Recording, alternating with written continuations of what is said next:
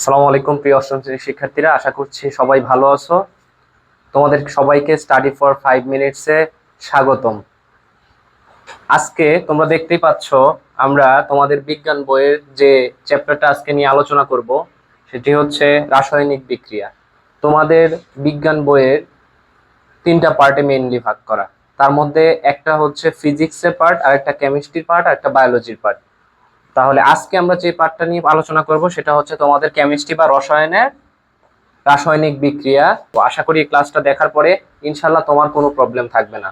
আসো আমরা ক্লাসে প্রবেশ করি। তোমরা এখানে দেখতে পাচ্ছ যে রাসায়নিক বিক্রিয়া, এই রাসায়নিক বিক্রিয়ার তোমাকে আগে যেটা বুঝতে হবে, রাসায়নিক বিক্রিয়াটা কি। রাসায়নিক বিক্রিয়ার বিভিন্ন প্রকার ভেদ আছে। হ্যাঁ, তো রাসায়নিক বিক্রিয়ায় নতুন পদার্থ তৈরি হয়, দুই বা ততোধিক পদার্থ মিলে নতুন পদার্থ তৈরি হবে। এখানে কিছু প্রভাবক দরকার, যার মাধ্যমে বিক্রিয়াগুলো ত্বরান্বিত হবে। এছাড়াও তাপমাত্রা, একটা নির্দিষ্ট তাপমাত্রা লাগে, নির্দিষ্ট চাপ প্রয়োজন হয়, ইত্যাদির ভিত্তিতে দুই বা ততোধিক মৌল যুক্ত হয়ে পরস্পরের সাথে যুক্ত হওয়ার পরে নতুন পদার্থ তৈরি করবে। তো এই যে রাসায়নিক বিক্রিয়া, এই রাসায়নিক বিক্রিয়ার মধ্যে তোমাকে জানতে হবে মৌল কি, যৌগ কি, প্রতীক কি, তারপরে সংকেত কি, যোজনী কি, এবং পরিবর্তনশীল রাসায়নিক যোজনী। হ্যাঁ, এই বিষয়গুলো নিয়ে আমরা ইনশাল্লাহ আজকে আলোচনা করব। মৌল এবং যৌগ। দেখো, পৃথিবীর সব পদার্থ দুই ভাগে বিভক্ত, মৌলিক পদার্থ এবং যৌগিক পদার্থ। মোট 118টি মৌল এখন পর্যন্ত আবিষ্কৃত হয়েছে, বা এখন পর্যন্ত 118টি মৌল জানা গিয়েছে। তাহলে তুমি এখানে মার্কিং করবা হচ্ছে 118টি মৌল এখন পর্যন্ত কি হয়ে গেছে, জানা গেছে। এইটা ইম্পর্টেন্ট। আর পদার্থকে মেইনলি কত ভাগে বিভক্ত করা হয়েছে? দুই ভাগে বিভক্ত করা হয়েছে। একটা হচ্ছে মৌলিক পদার্থ, আর একটা হচ্ছে যৌগিক পদার্থ। এরপরে আসো প্রতীক। এখন প্রতীক কি এবং প্রতীকের প্রয়োজনীয়তাটা কি? দেখো, কোন মৌলের নামের সংক্ষিপ্ত রূপকে বলা হয় প্রতীক। এখন এই প্রতীকটা কোথায় থেকে আসে? প্রতীক সাধারণত মৌলের ইংরেজি বা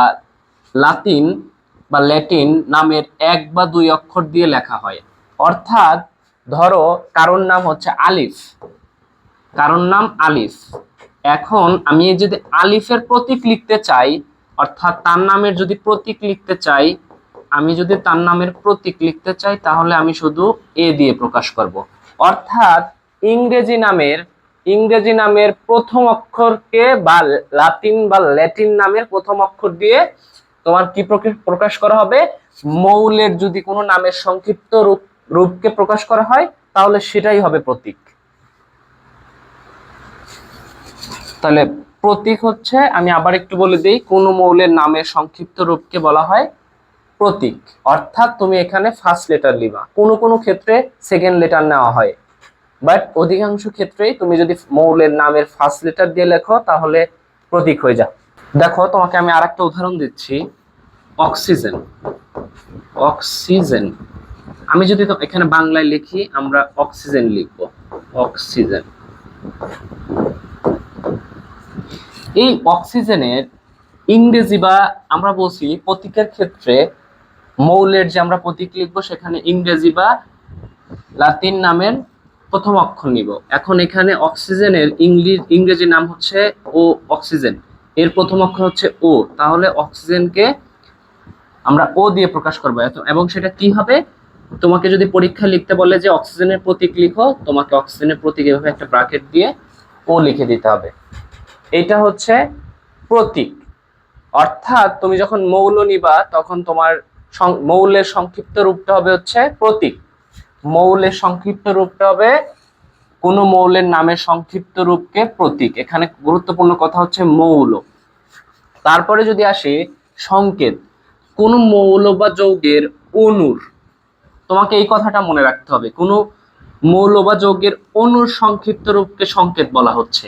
এখন তোমাকে তো আগে অণু বুঝতে হবে। আমরা জানি যখন একটি মাত্র পরমাণু থাকে, যখন পরমাণু সংখ্যা একটি, তখন তাকে আমরা বলি মৌল। ধরো আমি লিখলাম হচ্ছে আয়রন, তাহলে আয়রন, এফিতে আয়রন, তো এই আয়রন হচ্ছে মৌল। কিন্তু আমি যখন লিখব, ধরো আমি লিখছি হচ্ছে অক্সিজেন, অক্সিজেন গ্যাস। আমি যখন অক্সিজেন গ্যাস লিখছি, আমি এখানে লিখবো O2, অর্থাৎ এখানে দেখো অক্সিজেনের দুইটি পরমাণু যুক্ত হয়েছে, অর্থাৎ দুইটি অক্সিজেন পরমাণু যুক্ত হয়ে কি তৈরি করছে, O2। তাহলে যখন একের অধিক পরমাণু যুক্ত হবে তখন আমরা তাকে বলতেছি অণু।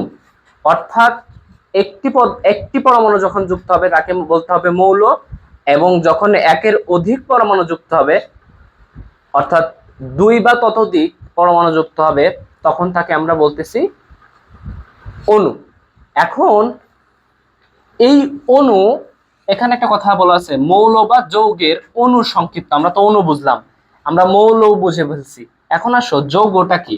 তোমাকে মনে রাখতে হবে যৌগের ক্ষেত্রে ভিন্ন পদার্থ যুক্ত হবে, অর্থাৎ দুই বা ততোধিক ভিন্ন পদার্থ। কিন্তু অণুর ক্ষেত্রে দেখো, একটি অণুর ক্ষেত্রে কিন্তু একই পদার্থ যুক্ত হয়েছে। হ্যাঁ, ভিন্ন পদার্থ যুক্ত হতে পারে, কিন্তু তোমার যৌগের ক্ষেত্রে অবশ্যই ভিন্ন পদার্থ যুক্ত হবে। যেমন আমি যদি তোমাকে একটা উদাহরণ দিয়ে দেখাই, পানি। এখানে পানির মধ্যে দুই ধরনের পরমাণু আছে, একটা হচ্ছে হাইড্রোজেন আর একটা কি, অক্সিজেন। এখানে হাইড্রোজেন কয়টি, এখানে হাইড্রোজেন দুইটি আর হচ্ছে অক্সিজেন একটি, মিলে কি তৈরি হচ্ছে, পানি তৈরি হচ্ছে। এই যে পানিটা হচ্ছে একটা যৌগ, কেন, দুই বা ততোধিক ভিন্ন পরমাণু যুক্ত হয়েছে, যুক্ত হয়ে যেটি তৈরি করছে সেটি যৌগ। এখন এই যে যৌগকে প্রকাশ করছি না, এই যে যৌগকে প্রকাশ করছি, এই যৌগের প্রকাশক রূপ হচ্ছে সংকেত। অর্থাৎ আমরা মৌল বা যৌগের অণুর সংক্ষিপ্ত রূপকে কি বলা হচ্ছে, সংকেত বলা হচ্ছে। অর্থাৎ দুই বা ততোধিক পরমাণু যখন যুক্ত হচ্ছে একটা যৌগ গঠন করছে, এটা কিন্তু পানির একটা অণু, এটা কিন্তু পানির একটা অণু। এখন এই পানির অণুটা যে আমরা লিখে প্রকাশ করছি বা সংক্ষেপে যে আমরা এই যে হাইড্রোজেনের এইচ নিচ্ছি এবং অক্সিজেনের ও নিচ্ছি, এই বিষয়টাকে বলা হচ্ছে যে এই যে লেখার যে পদ্ধতিটা, এই পদ্ধতির নাম হচ্ছে সংকেত। তাহলে মৌল বা যৌগের সংক্ষিপ্ত, অণুর সংক্ষিপ্ত রূপকে বলা হচ্ছে সংকেত, এবং মৌলের সংক্ষিপ্ত রূপকে বলা হচ্ছে প্রতীক। এরপরে আসো যোজনী। যোজনী হচ্ছে অন্যের সাথে কোন মৌলের অন্য মৌলের সঙ্গে যুক্ত হওয়ার ক্ষমতাকে বলা হচ্ছে যোজনী। সেটা কি, তুমি যোজনীকে হাতের সাথে তুলনা করতে পারো। ধরো আমি যদি এখানে দেখো, আমি যদি পানিটা এখানে আবার লিখি, পানি, দেখো পানিকে যদি আমি গাঠনিক সংকেত আকারে লিখি, গাঠনিক মানে কি, সে যেভাবে অবস্থান করে বা তার স্ট্রাকচারাল ভিউ আর কি। দেখো এই অক্সিজেনের ক্ষেত্রে দুইটা হাইড্রোজেন যুক্ত হয়েছে অক্সিজেনের সাথে, অর্থাৎ এখানে অক্সিজেন দুইটা হাইড্রোজেনকে ধরে রাখছে। অর্থাৎ দেখো এইগুলোকে আমরা যদি অক্সিজেনের হাতের মতো চিন্তা করি, তাহলে অক্সিজেন দুই হাত দিয়ে, সাপোজ ধরো দুই হাত দিয়ে, এই দুইটা হচ্ছে তোমার হাইড্রোজেন, তাহলে অক্সিজেন, আমি ধরো অক্সিজেন, তাহলে আমি এইভাবে দুইটা হাইড্রোজেনকে এভাবে ধরে রাখছি। তাহলে এই যে আমার ধরে রাখার ক্ষমতা, বা আমি দুই হাত দিয়ে যদি হাইড্রোজেনকে ধরে রাখছি, এর জন্য আমার যোজনী হচ্ছে দুই। অর্থাৎ যোজনী মানে হচ্ছে একদম সিম্পল বিষয়, যোজনী মানে হচ্ছে কোনো যৌগ, কোনো মৌলকে ধরে রাখার ক্ষমতা, অথবা কোনো যৌগকে ধরে রাখার ক্ষমতা। অর্থাৎ হাতের সাথে তুমি তুলনা করতে পারো। অর্থাৎ কোনো মৌলের অন্য মৌলের সাথে যুক্ত হওয়ার ক্ষমতাকেই হচ্ছে যোজনী বলে। তাহলে এখানে অক্সিজেন যেহেতু দুইটি হাইড্রোজেনকে ধরে রাখছে, অর্থাৎ তার ক্ষমতা আছে দুইটা হাইড্রোজেনকে ধরে রাখার জন্য, তাহলে এর জন্য অক্সিজেনের যোজনী হচ্ছে দুই। আমরা কিছু উদাহরণ দেওয়ার চেষ্টা করি। দেখো HCl, তাহলে কি, HCl, চিন্তা করো এখানে একটি হাইড্রোজেন একটি ক্লোরিন, অর্থাৎ একটি হাইড্রোজেন একটি ক্লোরিনের সাথে যুক্ত হয়েছে। তাহলে একটি হাইড্রোজেন একটি ক্লোরিনের সাথে যুক্ত হয়েছে, অর্থাৎ হাইড্রোজেন একটা ক্লোরিনকে ধরতে পারছে বা একটি ক্লোরিনকে ধরতে পারছে, এর জন্য হাইড্রোজেনের যোজনী এক। আবার যদি উল্টা ভাবে চিন্তা করো তুমি, ক্লোরিন কিন্তু একটি হাইড্রোজেনকে ধরছে, তাহলে ক্লোরিনের যোজনীও কত, এক, অথবা একটি ক্লোরিন একটি হাইড্রোজেনকে, সাপোজ একটি ক্লোরিন একটা হাইড্রোজেনকে এইভাবে, আমি ক্লোরিন হাইড্রোজেনকে এইভাবে ধরছি, তাহলে আমি যেহেতু একটি হাইড্রোজেনকে ধরতে পারছি এর জন্য আমার যোজনীয় এক। আবার তুমি চিন্তা করো পানির ক্ষেত্রে, তো তোমাকে আমি অলরেডি বুঝিয়ে দিয়েছি পানির ক্ষেত্রে। আসো এরপরে হচ্ছে NH3, NH3 মানে হচ্ছে অ্যামোনিয়া, NH3 মানে কি অ্যামোনিয়া। এখানে চিন্তা করো অ্যামোনিয়ার ক্ষেত্রে 3টি হাইড্রোজেন এবং 1টি নাইট্রোজেন। এখানে বলা হয়েছে যে নাইট্রোজেনের যোজনী কত 3। কেন নাইট্রোজেনের যোজনী 3 হইলো? দেখো NH3, N for nitrogen, H তে হাইড্রোজেন, তাইলে একটি নাইট্রোজেন তোমার 3টি হাইড্রোজেনকে ধরে রাখছে, অর্থাৎ একটা নাইট্রোজেনের ক্ষমতা কি আছে যে ধরো নাইট্রোজেনের 3 হাত, 3 হাত দিয়ে 3টি হাইড্রোজেন পরমাণু ধরে রাখছে। তাহলে যেহেতু নাইট্রোজেনের 3টি হাইড্রোজেনকে ধরে রাখার ক্ষমতা আছে, এর জন্য নাইট্রোজেনের যোজনী কত 3। এরপরে চিন্তা করো মিথেন, CH4 তে বোঝায়, CH4 তে বোঝায় মিথেন। এখন মিথেনের ক্ষেত্রে তুমি চিন্তা করো কার্বন 4টা হাইড্রোজেনের সাথে যুক্ত আছে। আমি যদি একটু দেখাই মিথেনকে, একটু এখানে খেয়াল করো, আমি যদি মিথেনের গাঠনিক সংকেতটা লিখি চতুস্থলিকীয় গঠন, অর্থাৎ টেট্রাহাইড্রাল, ইংলিশে বলে টেট্রাহাইড্রাল, বাংলাতে বলা হয় চতুস্থলিকীয় গঠন। এদের ক্ষেত্রে প্রত্যেকটা কোণ কিন্তু 90 ডিগ্রি, হ্যাঁ, মিথেন অণুর ক্ষেত্রে। তো তুমি দেখো এখানে সেন্ট্রাল অ্যাটম বা কেন্দ্রীয় পরমাণু কিন্তু কার্বন, কার্বনের সাথে 4টা হাইড্রোজেন যুক্ত আছে, অর্থাৎ কার্বনের ক্ষমতা আছে 4টা হাইড্রোজেনকে 4 হাত দিয়ে ধরে রাখা। এর জন্য কার্বনের যোজনী কত? কার্বনের যোজনী হচ্ছে 4। আশা করছি তোমরা এটা বুঝছো। এরপরে আসো পরিবর্তনশীল যোজনী। এখন পরিবর্তনশীল মানে কি? যার যোজনী পরিবর্তন হয়। কারো কারো এবং এমন কিছু মৌল আছে যাদের যোজনী এক বা একাধিক হয়ে থাকে, যেমন যেমন হচ্ছে সালফার, সালফারের যোজনী 2 এবং 4 হয়, এবং আয়রন, আয়রনের যোজনী 2 এবং 3 হয়। আরো আছে কার্বন, কার্বনের যোজনী 2ও হয় 4ও হয়। আরো আছে তোমার হচ্ছে টিন, SN দিয়ে প্রকাশ করা হয়, এর যোজনী 2ও হয়, এর যোজনী 4ও হয়। তারপরে আরো আছে নাইট্রোজেনের যোজনী কিন্তু 2ও হয়, 5 আছে, 5ও হয়। আসলে এরপরে আরো আছে ফসফরাসের যোজনী 3ও হয়, ফসফরাস যোজনী 5ও হয়। তো এইগুলো হচ্ছে পরিবর্তনশীল যোজনী, অর্থাৎ বিভিন্ন সময় বিভিন্ন যোজনী প্রদর্শন করে। কখন প্রদর্শন করে? তুমি স্বাভাবিক অবস্থায় নাইট্রোজেন একটা যোজনী গঠন করবে, কিন্তু তুমি যদি নাইট্রোজেনকে উত্তেজিত করে দিতে পারো তাহলে কিন্তু নাইট্রোজেন আরেকটা যোজনী গঠন করবে, আরেকটা যোজনীর মাধ্যমে অন্য একটা যৌগ গঠন করবে। আসো এরপরে আমরা নেক্সটে যাচ্ছি। আসো এখন আমরা শিখবো রাসায়নিক সমীকরণ। যেহেতু আমরা রাসায়নিক, আমরা প্রতীক শিখে ফেলছি, আমরা সংকেত শিখে ফেলছি, আমরা যোজনী শিখে ফেলছি, এখন আমরা রাসায়নিক সমীকরণে যাব। এই রাসায়নিক সমীকরণের ক্ষেত্রে যাওয়ার আগে আমরা আরেকটু বিষয় নিয়ে আলোচনা করব, এটি হচ্ছে যৌগমূলক। যৌগমূলক বা রেডিকেল, ইংলিশে বলা হয় ফ্রি রেডিকেল, রেডিকেল বলা হয়। এখানে একটু কারেকশন করে নাও, SO4 2- আছে, CO3 2- আছে, NO3 -1, NH4 +1। তো সেটা একটু কারেকশন করে নিবা তোমরা লেখার সময়। যৌগমূলক বা রেডিকেল যেমন সালফেট, কার্বনেট, নাইট্রেট, তারপরে হচ্ছে NH4 ইত্যাদি, অর্থাৎ অ্যামোনিয়াম ইত্যাদি কিছু পরমাণু গুচ্ছ স্বাধীনভাবে অবস্থান করতে পারে না। অর্থাৎ এই যে এই পরমাণু গুচ্ছগুলা স্বাধীনভাবে অবস্থান করতে পারে না, বরং তারা অন্য মৌলের সাথে যুক্ত হয়ে যৌগ গঠন করে। এই ধরনের পরমাণু গুচ্ছকে বলা হয় যৌগমূলক বা রেডিকেল। অর্থাৎ এরা কখনো স্বাধীনভাবে অবস্থান করতে পারে না। তো কি হয়, কেউ যখন স্বাধীনভাবে অবস্থান না করতে পারে তখন অন্য যৌগের সাথে মিলে নতুন যৌগ গঠন করে, তাই না? এই যে স্বাধীনভাবে অবস্থান করার কোনো ক্ষমতা নাই এদের, এরা সাথে সাথে অন্য মৌলের সাথে যুক্ত হয়ে যায় বা অন্য যৌগের সাথে যুক্ত হয়ে নতুন পরমাণু, নতুন যৌগ গঠন করে। তো এর জন্য এদেরকে বলা হচ্ছে যৌগমূলক। কেন? স্বাধীনভাবে অবস্থান করতে পারে না।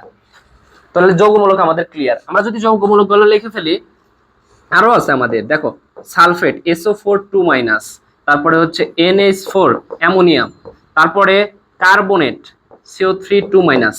তাহলে এটাকে বলা হচ্ছে সালফেট। আমরা একটু পরে শিখবো, তারপরে একটু লিখে দিচ্ছি সালফেট, এটা হচ্ছে কার্বনেট,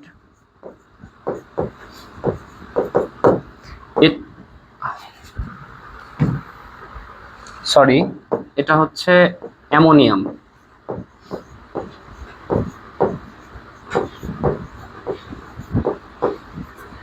আর এইটা হচ্ছে কার্বনেট। তাহলে সালফেট, অ্যামোনিয়াম, কার্বনেট, আরো আছে হাইড্রক্সিল, এটা হাইড্রক্সিল। তারপরে আরো আছে ফসফেট, PH4 3-। এখন বলবো যে এগুলা কি? এগুলো হচ্ছে চার্জ, অর্থাৎ এই যৌগমূলকের চার্জ হচ্ছে -2, এই যৌগমূলকের চার্জ +1, এই যৌগমূলকের চার্জ -2, এই যৌগমূলকের চার্জ -1, এই যৌগমূলকের চার্জ -3। তো এই বিষয়গুলো জানতে হবে। এরপরে আসো, যদি যৌগে থাকা উভয় মৌল বা মৌলের যোজনী একই হয়, অর্থাৎ এখন আমরা যে বিষয়টি শিখবো, অর্থাৎ রাসায়নিক সমীকরণ কিভাবে লিখতে হয়। ধরো তোমাকে আমি যদি একটা রাসায়নিক বিক্রিয়া লিখি, এটা মুছে দিচ্ছি।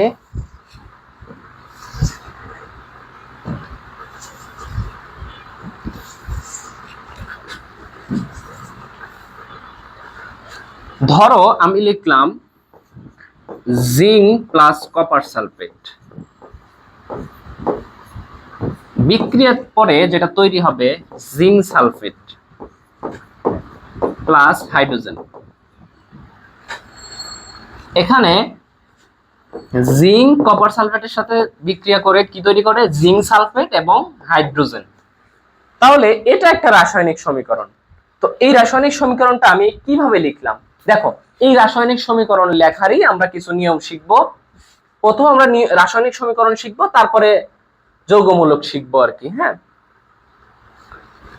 তো যৌগমূলকটা আমরা আগে শিখে আসি। দেখো, বা কোনো যৌগ কিভাবে লিখতে হয়, অর্থাৎ যদি যৌগে থাকা উভয় মৌল বা মৌলকের যোজনী একই হয়, তাহলে যোজনী আলাদা করে লিখতে হয় না, শুধু পাশাপাশি লিখলেই চলে। এর আগে আমরা একটু যোজনীগুলো দেখে আসি, চলো।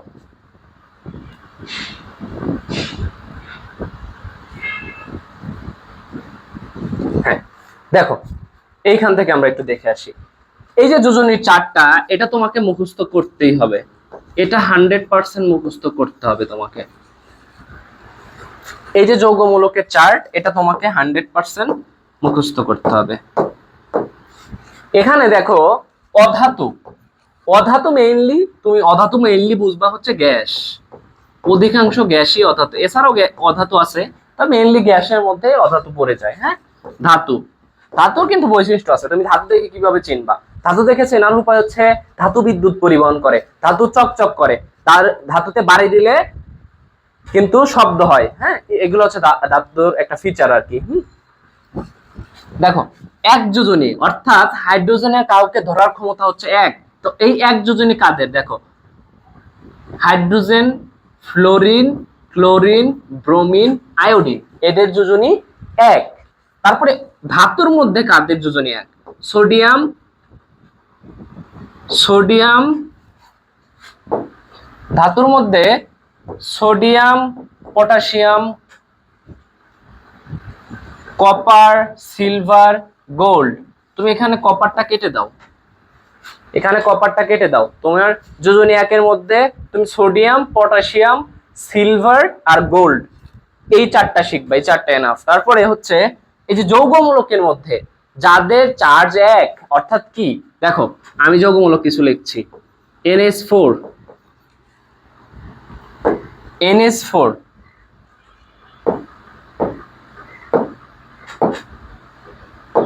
তো এই যে এই NH4, এই NH4 এর উপরে দেখো +1 দেওয়া আছে। এই +1 মানে বোঝায় এর চার্জ +1। এখন যৌগমূলকের যে চার্জ, এই চার্জই তার যোজনী, অর্থাৎ যেহেতু +1 1 এক তো লিখতে হয় না, +1 মানে এক বোঝায়। তো যেহেতু যৌগমূলকের চার্জ এক, সেহেতু ওই যৌগমূলকের যোজনীয় এক। তারপরে ওই যদি আমি লিখি হাইড্রক্সিল, এই হাইড্রক্সিল OH- এর চার্জ কত? -1, তাহলে এর যোজনীয় 1। এখন যোজনীর ক্ষেত্রে প্লাস মাইনাস কেন নিব না?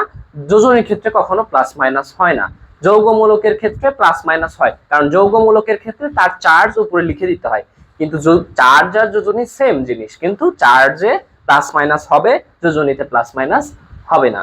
তার ক্ষেত্রে? যৌগমূলকের ক্ষেত্রে। তারপরে আসো নাইট্রাইট, তারপরে হচ্ছে নাইট্রাইট NO2 মাইনাস, তারপরে হচ্ছে নাইট্রেট NO3 মাইনাস। দেখো এদের চার্জও -1, এর চার্জও -1, তাহলে এরও যোজনী 1, এরও যোজনী 1, এর জন্য এরা 1 নম্বর গ্রুপে। অর্থাৎ যাদের যোজনী 1 তাদেরকে আমরা এই জায়গায় স্থান দিচ্ছি। ঠিক আছে, এরপরে দেখো যোজনী 2 যোজনী কার? অক্সিজেনের যোজনী 2, সালফারের যোজনী 2, কার্বনের যোজনী 2। এটা কিসের মধ্যে? পদার্থ বা গ্যাসীয়র মধ্যে। আর ধাতুর মধ্যে কাদের যোজনী 2? Magnesium, calcium, iron, copper, zinc, tin, lead, এদের যোজনী হচ্ছে 2। আর যৌগমূলকের ক্ষেত্রে কার? তোমাকে অলরেডি আমি বলে ফেলছি, কার্বনেটের যোজনী হচ্ছে 2, সালফাইটের যোজনী 2। কেন? এদের চার্জ যেহেতু -2, আর চার্জের ক্ষেত্রে যে মাইনাসটি হয়েছে, এই মাইনাসটি কিন্তু যোজনীর ক্ষেত্রে তুমি ইউজ করতে পারবে না, যোজনী জাস্ট ডিরেক্ট 2 লিখতে হবে। সালফাইটের যোজনী 2 এবং সালফাইটের যোজনীও 2। এরপরে তুমি আসো যোজনী 3। তো যোজনী 3 এর আন্ডারে আছে নাইট্রোজেন, ফসফরাস, তারপরে ধাতুর মধ্যে আছে অ্যালুমিনিয়াম, আয়রন, তারপরে গোল্ড। একটা জিনিস খেয়াল করো, গোল্ডের যোজনী কিন্তু গোল্ডকে এউ দিয়ে প্রকাশ করে। হ্যাঁ, এই গোল্ডের যোজনী একও এবং গোল্ডের যোজনী কিন্তু 3ও। আমরা কিছু বলছি না, পরিবর্তনশীল যোজনী। পরিবর্তনশীল যোজনীর ক্ষেত্রে যারা একাধিক যোজনী প্রদর্শন করে, যেমন আয়রন, আয়রনের কিন্তু যোজনী 2ও আছে। দেখো তুমি 2 এর ঘরেও আয়রনকে পাবা, তুমি 3 এর ঘরেও আয়রনকে পাবা, অর্থাৎ আয়রনের যোজনী কিন্তু 2টা। এরপরে তুমি যদি যৌগমূলকের ক্ষেত্রে দেখো, ফসফেটের চার্জ কত? -3, তাহলে তার যোজনী কত? মাইনাসটা বাদ দিয়ে দিবা 3। এরপরে আসো যোজনী 4, কার্বন, সালফার, গ্যাসীয়র মধ্যে। ধাতুর মধ্যে কারা আছে? দেখো টিন, লেড। টিনকে কিন্তু তুমি 2+ এও পাবা। কোথায় SN? আচ্ছা এখানে SN কে দেয়নি। আচ্ছা এই যে টিনকে দিয়েছে, এই যে টিন কিন্তু SN বাই টিন, টিনের যোজনী কিন্তু 2, এট দ্য সেম টাইম টিনের যোজনী কিন্তু 4। তাহলে কিছু মৌল একাধিক যোজনী প্রদর্শন করে, তাদেরকেই বলা হয় পরিবর্তনশীল যোজনী। ঠিক আছে, যোজনী আমাদের ক্লিয়ার। এখন আমরা যৌগমূলকটা, আবার যৌগমূলকে ফিরে যাব।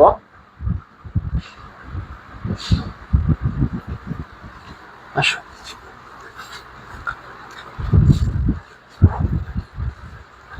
এই যে এটাতেই হচ্ছে কেন? এটাতে খালি লাল হচ্ছে, কোনটা দিয়ে? এই মাথা কেমনি করব? এর দুইটাই কালো আছে, কিন্তু এই যে এটা, ও আচ্ছা এইটা উপরেরটা। আচ্ছা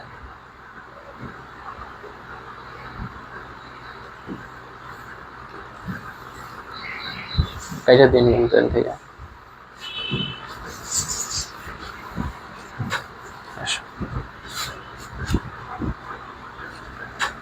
তাহলে দেখো, এখন এই যে আমরা যোজনী পড়ে আসলাম, এখন এই যোজনী থেকে আমরা কিভাবে যৌগ লিখতে হয়, একটু যৌগ লেখাটা শিখবো। দেখো প্রথম নিয়ম তোমাকে যেটা বলা হয়েছে, যদি যৌগে থাকা উভয় মূলক বা মৌলের যোজনী একই হয়, তাহলে সেই যোজনীকে তোমাকে আলাদা করে লিখতে হয় না বা হবে না, শুধু পাশাপাশি লিখলেই চলবে। তোমাকে যদি আমি উদাহরণ দেই, তোমাকে সবথেকে ইজি উদাহরণটা যদি আমি দিই, সোডিয়াম ক্লোরাইড। অর্থাৎ এটা আমরা প্রতিদিন ভাতের সাথে অনেকে খাই, কিন্তু আমরা কিন্তু লবণ খাই। এই যে সোডিয়াম, এই সোডিয়ামের যোজনীয় 1। এই যে ক্লোরিন, তোমাকে ভাইয়া একটু আগে দেখিয়েছি যে সোডিয়ামের যোজনীয় 1, ক্লোরিনের যোজনীয় 1। তাহলে যেহেতু দুজনের যোজনী সেম, তাহলে তোমাকে আলাদা করে নিচে আর যোজনী লিখতে হবে না। তাহলে সেম হইলে তোমাকে যোজনী নিচে আলাদা করে লেখার দরকার নেই। তারপরে তোমাকে যদি আমি বলি অ্যামোনিয়াম ক্লোরাইড, এখানে অ্যামোনিয়ামের যোজনীয় 1, ক্লোরিনের যোজনীয় 1। যেহেতু উভয়ের যোজনী সেম, এর জন্য আলাদা করে লেখার কোনো প্রয়োজন নেই। তারপরে দেখো, যদি উভয় মৌলের যোজনী একই সংখ্যার গুণিতক হয়, সেই সংখ্যা দিয়ে ভাগ করে যোজনী বিনিময় করে লিখতে হবে। যেমন কার্বন এবং অক্সিজেনের যোজনীকে সরল করে লিখতে হয়। বিষয়টা একটু বোঝার চেষ্টা করো। আমি যদি লিখি, আমরা শিখে আসছি যে কার্বনের যোজনী 4, মেইনলি 4 হিসাবে ব্যবহৃত হবে। দেখো কার্বনের যোজনী 4 আর অক্সিজেনের যোজনী কত? অক্সিজেনের যোজনী 2। অর্থাৎ তুমি যদি এখন এদেরকে লিখতে চাও, C4 লিখতে হবে। আর হচ্ছে এখন দেখো একটু খেয়াল করো, একটা কথা আছে যে যোজনী আদান প্রদান, অর্থাৎ একজনের যোজনী অন্যজনের কাছে চলে যায়। অর্থাৎ কার্বনের যোজনী 4 মানে কি? মানে হচ্ছে এটা যে কার্বন 4টি অক্সিজেনকে ধরে রাখতে পারে, অর্থাৎ 4টি অক্সিজেনকে ধরে রাখবে। আর অক্সিজেনের যোজনী 2 মানে হচ্ছে সে 2টি কার্বনকে ধরে রাখতে পারবে। এখন একটা জিনিস খেয়াল করো, এরা কার গুণিতক? এরা কিন্তু 2 এর গুণিতক। 2 এর গুণিতক কি আছে? 2 এর গুণিতক 2, 4, 6, এগুলো সব 2 এর গুণিতক। এখন এই যে এরা 2 এর গুণিতক, তাহলে তুমি এদেরকে 2 দিয়ে ভাগ করে দিবা। তাহলে 2 দিয়ে ভাগ করলে কার্বনে কিন্তু আর 2 থাকতেছে না, অক্সিজেনে 2 চলে আসছে। অর্থাৎ যখন কোন যৌগের যোজনীগুলো কোন একটা সংখ্যার গুণিতক হবে, তখন ওই সংখ্যা এখানে হচ্ছে 2, ওই সংখ্যা দিয়ে উক্ত যৌগের যোজনীগুলোকে তুমি ভাগ করে দিবা। ভাগ করে দিলেই তোমার রেজাল্ট চলে আসবে। আশা করি তুমি এটাও বুঝতে পারছো। এরপরে আসো, যদি 2টি মৌলের যোজনী ভিন্ন এবং গুণিতক না হয়ে মৌলের যোজনী অপর মৌলের পাশে মানে ভিন্ন যদি হয়ে থাকে, একই যদি না হয় বা গুণিতকও যদি না হয়, তাহলে তোমাকে ছোট করে নিচে নিচে লিখে দিতে হবে। লাইক আমি তোমাকে একটা এক্সাম্পল দিচ্ছি, দেখো আমি যদি এখানে লিখি অ্যালুমিনিয়াম, তোমরা শিখে আসছো একটু আগেই, তোমাকে যোজনী যখন পড়িয়েছি অ্যালুমিনিয়াম যোজনী 3 এবং অক্সিজেনের যোজনী আমরা মাত্রই শিখলাম 2। দেখো তো এই 2 এবং 3 এরা কিন্তু কোনো একটি সংখ্যার গুণিতক না, এবং 2 এবং 3 কিন্তু ভিন্ন, একই না। তাহলে কি করতে হবে? যার যার নিচে এইভাবে মৌলগুলা কি করে নিবে, লিখে দিবা, একটার নিচে আরেকটার নাম লিখে দিবা, শুধু ভিন্ন করে লিখে দিবা। দেখো অ্যালুমিনিয়াম অক্সিজেন কিভাবে যুক্ত হবে? এই যে অ্যালুমিনিয়ামের 3, অর্থাৎ অ্যালুমিনিয়াম যোজনী 3 মানে বোঝাচ্ছে অ্যালুমিনিয়াম 3টি অক্সিজেনকে ধরতে পারবে, এই যে অ্যালুমিনিয়াম 3টি। এবং অক্সিজেনের যোজনী 2 মানে হচ্ছে অক্সিজেন 2টি অ্যালুমিনিয়ামকে ধরতে পারবে, অর্থাৎ ধরার ক্ষমতা রাখে। তাহলে এটাই হচ্ছে অ্যালুমিনিয়াম অক্সাইড।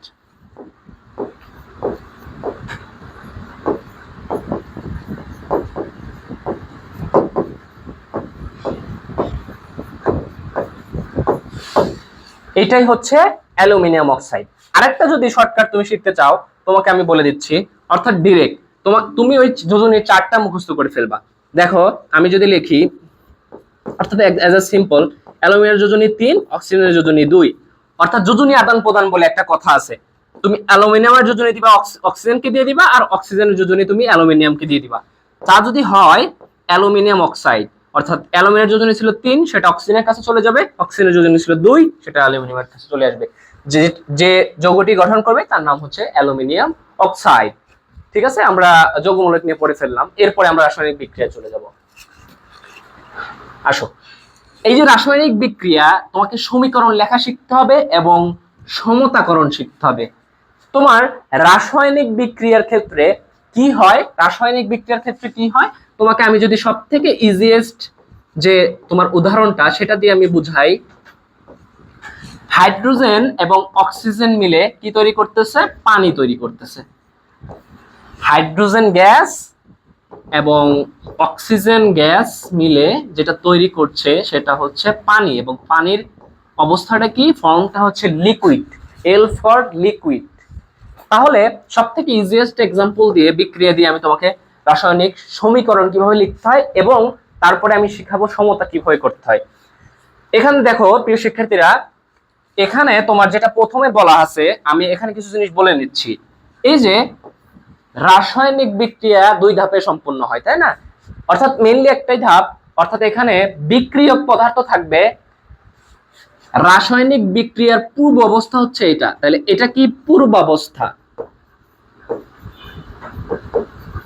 এটা রাসায়নিক বিক্রিয়ার পূর্ব অবস্থা, এবং এটা হচ্ছে শেষ অবস্থা। অর্থাৎ একটি রাসায়নিক বিক্রিয়ায় এখানে একটা যে এক্সাম্পল আমরা দেখতে পারতেছি, এখানে হাইড্রোজেন গ্যাস এবং অক্সিজেন গ্যাস পরস্পরের সাথে বিক্রিয়া করে পানি তৈরি করছে।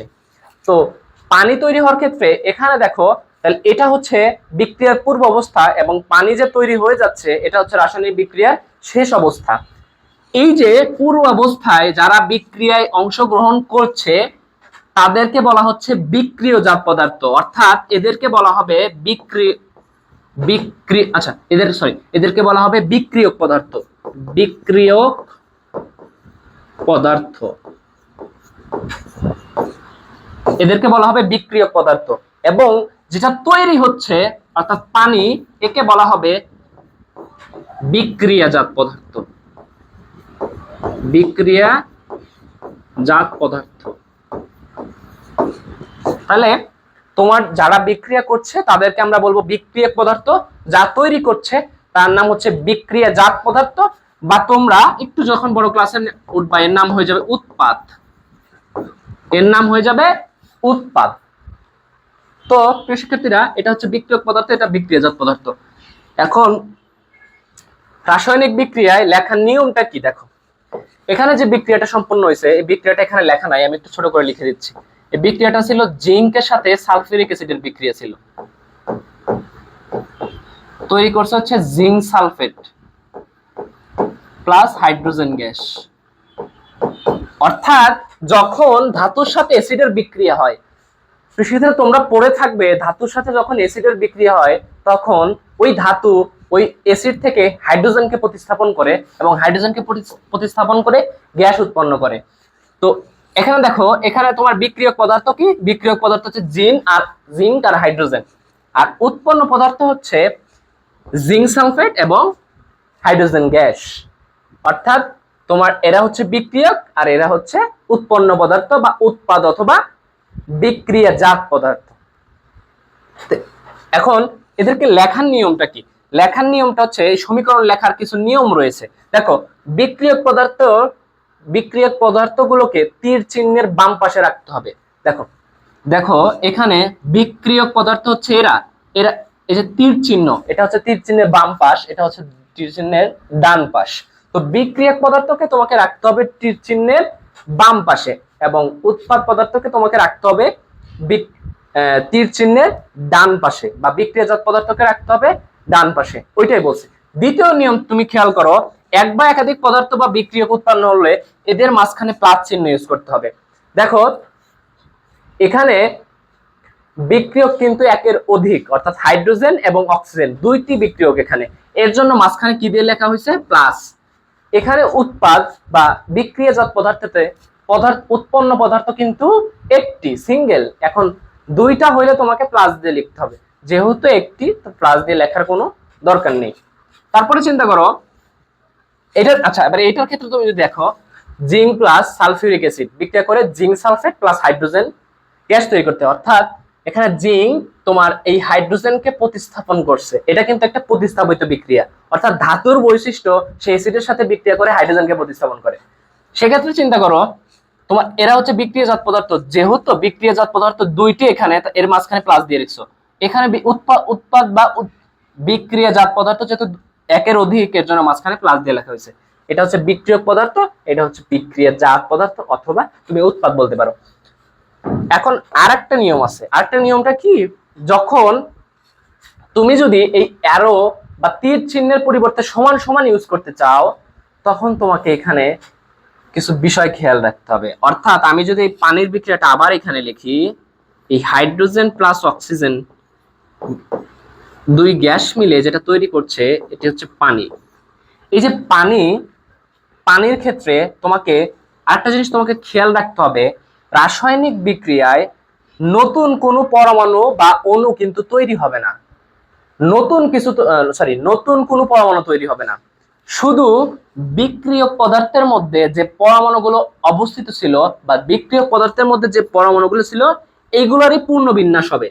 দেখো এখানে হাইড্রোজেন এবং অক্সিজেন থেকে নতুন কিছু তৈরি হয়েছে, এখানে তো হাইড্রোজেন অক্সিজেনই তৈরি হয়েছে, জাস্ট এদের গাঠনিক সংকেতটা ভিন্ন হওয়ার কারণে নতুন পদার্থ তৈরি হয়েছে, অর্থাৎ পানি।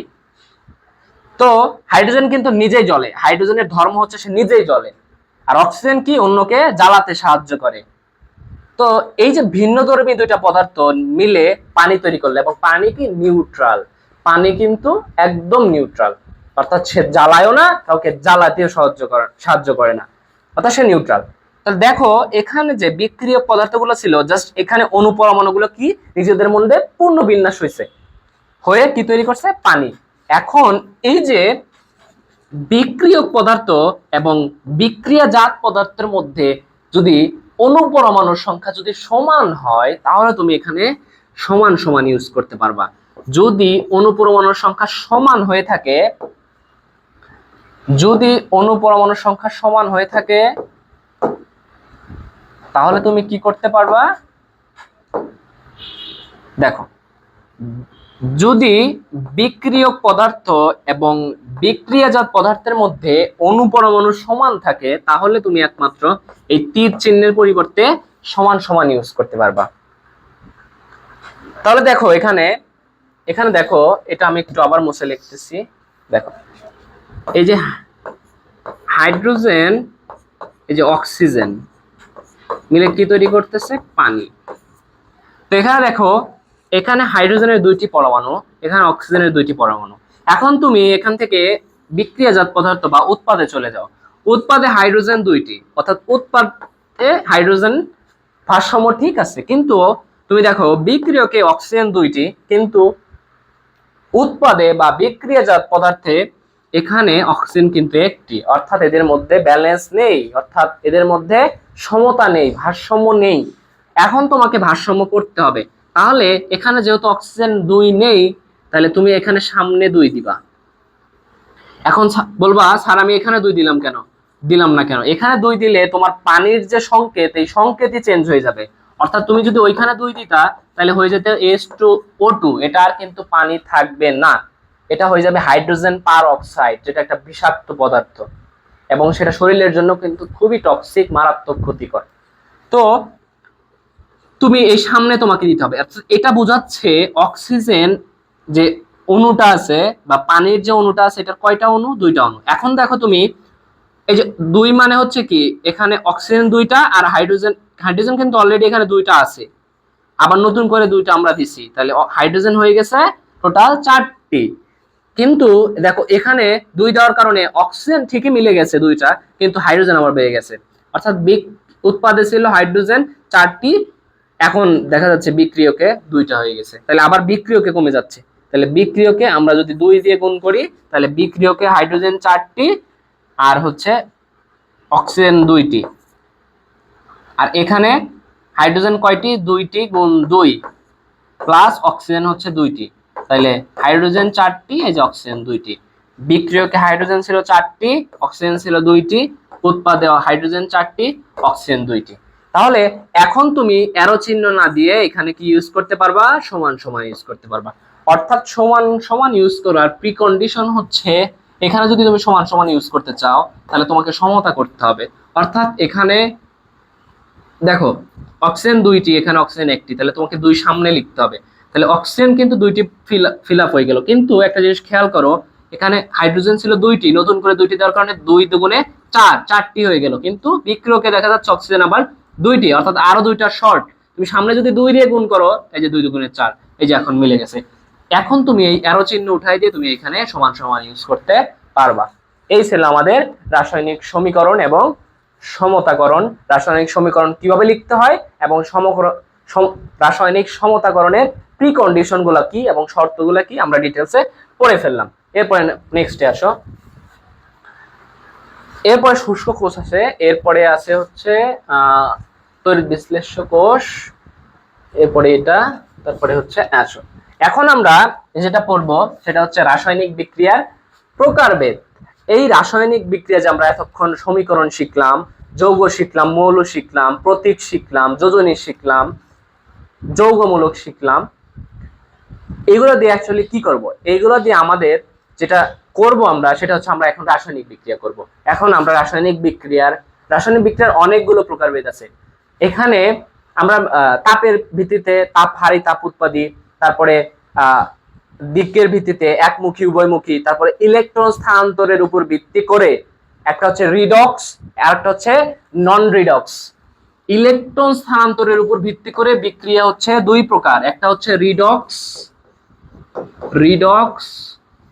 আরেকটা হচ্ছে কি, আরেকটা হচ্ছে নন রিডক্স। এখন এই যে রিডক্স আরেকটা হচ্ছে নন রিডক্স, তোমাদের বইয়ে ক্লাস 8-এ তোমরা এই রিডক্স নিয়ে শিখবা, অর্থাৎ তোমরা রিডক্স মানে ইলেকট্রনের স্থানান্তর এখানে ঘটবে, নন রিডক্সে ইলেকট্রনের স্থানান্তর ঘটবে না। এখন এই ইলেকট্রন স্থানান্তরের উপর ভিত্তি করে যে রিডক্স বিক্রিয়ার যে ক্লাসিফিকেশন, এটি মেইনলি 4 প্রকার। 1 নম্বর প্রকার হচ্ছে সংযোজন বিক্রিয়া। সংযোজন বিক্রিয়া 1 নম্বর হচ্ছে সংযোজন বিক্রিয়া। 1 নম্বর সংযোজন বিক্রিয়া।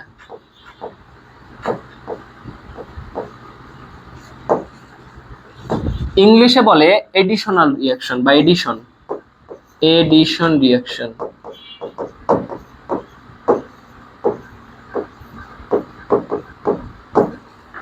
Addition reaction. এখন এখানে তোমাকে যে বিষয়টি মনে রাখতে হবে একদম সিম্পল, আমি তোমাকে মেইন কথা লিখে দিচ্ছি। এই সংযোজন বিক্রিয়া যে কন্ডিশন বা এই সংযোজন বিক্রিয়ার যে বৈশিষ্ট্য, সেটি হচ্ছে এখানে এক বা একাধিক বিক্রিয়ক যুক্ত হবে, সরি এখানে একের অধিক, অর্থাৎ এখানে 2 বা ততোধিক, 2 বা ততোধিক বা 2 এর অধিক, ততোধিক কি হবে বিক্রিয়ক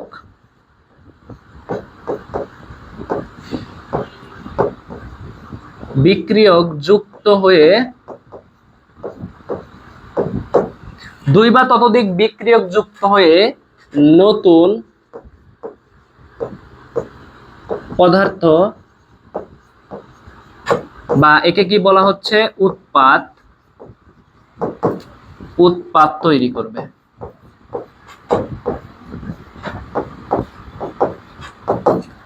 তাহলে কোন রাসায়নিক বিক্রিয়ায় যদি 2 বা ততোধিক বিক্রিয়ক মিলে বা যুক্ত হয়ে নতুন পদার্থ তৈরি করে, তাকে আমরা বলবো সংযোজন বিক্রিয়া বা এডিশন রিঅ্যাকশন। তো এই এডিশন রিঅ্যাকশনের ক্ষেত্রে তুমি দেখো, আমি যদি এখানে আয়রনের সাথে সালফারকে বিক্রিয়া করাই, তোমার যে উৎপাদটি তৈরি হবে সেটি হচ্ছে আয়রন সালফাইড। এখানে আয়রন, আয়রনটা কি লোহা যে আমরা বলি না, সেই লোহার হচ্ছে প্রতীক, এফি দিয়ে লেখা হয়, অর্থাৎ লোহার প্রতীককে আমরা এফি দিয়ে লিখতেছি, কারণ আমরা জানি মৌলের সংক্ষিপ্ত রূপ হচ্ছে প্রতীক। তাহলে তুমি কি ভাইয়া এখানে প্রতীক বলবা? না, এখানে প্রতীক বলার সুযোগ নেই। কেন এখানে প্রতীক বলার সুযোগ নেই? এই কারণে, কারণ এটি আর মৌল নেই, এটি হচ্ছে একটি যৌগতে পরিণত হয়েছে। আর যৌগের সংক্ষিপ্ত রূপকে আমরা কি বলি? যৌগের সংক্ষিপ্ত রূপকে আমরা বলি সংকেত। যৌগের সংক্ষিপ্ত রূপকে আমরা বলি কি? সংকেত।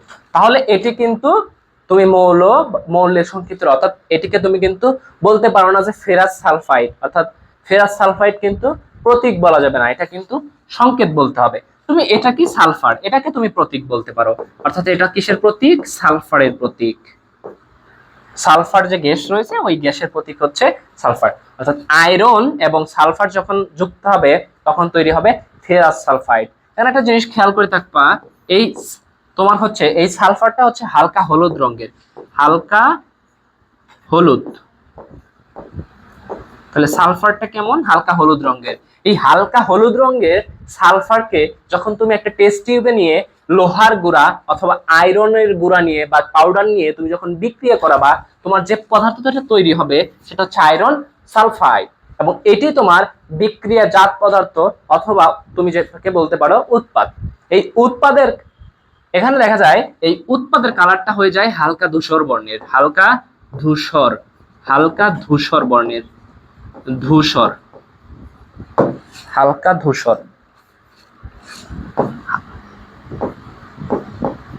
হালকা ধূসর বর্ণের। তাহলে এই যে লোহা এবং সালফার, অর্থাৎ সালফারের কি কালারটা কি ছিল?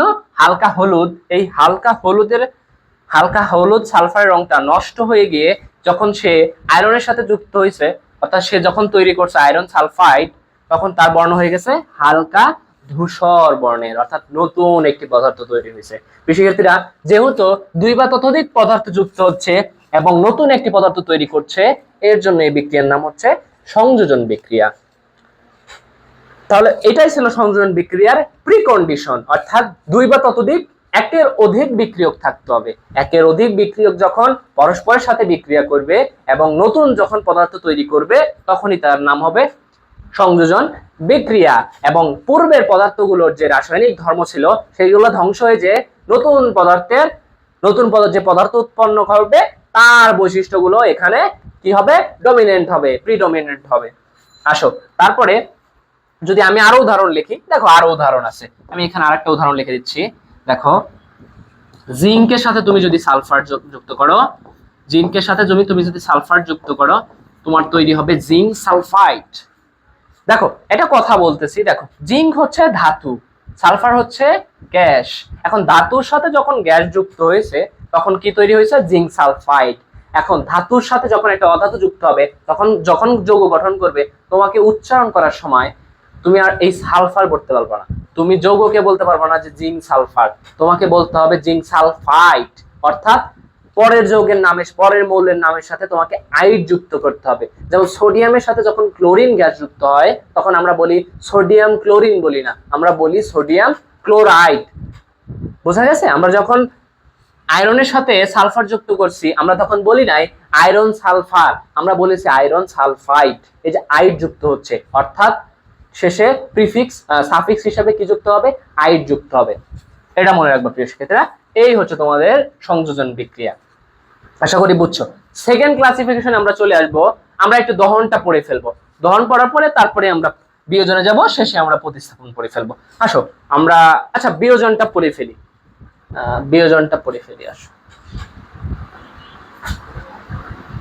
আসো আসো।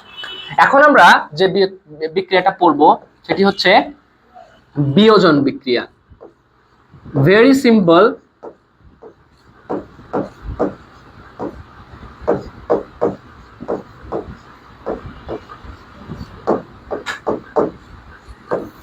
বিয়োজন বিক্রিয়ার কিছু শর্ত রয়েছে। এখন তোমাকে কি বলেছি যে সংযোজনের ক্ষেত্রে একের অধিক বিক্রিয়ক যুক্ত হবে হয়ে দুই বা ততোধিক, আইদার এক বা একাধিক বা দুই বা ততোধিক যাই যুক্ত হোক, তোমাকে উৎপাদে একটাও যদি তৈরি হয় সেটাও সংযোজন বিক্রিয়া, উৎপাদে যদি দুইটি তৈরি হয় ওটাও সংযোজন বিক্রিয়া। কিন্তু সংযোজন বিক্রিয়া প্রিকন্ডিশন হচ্ছে বিক্রিয়ক পদার্থ একের অধিক থাকতে হবে। কিন্তু বিয়োজন বিক্রিয়ার শর্ত হচ্ছে এখানে বিক্রিয়ক পদার্থ একটি থাকতে হবে। বিক্রিয়ক পদার্থ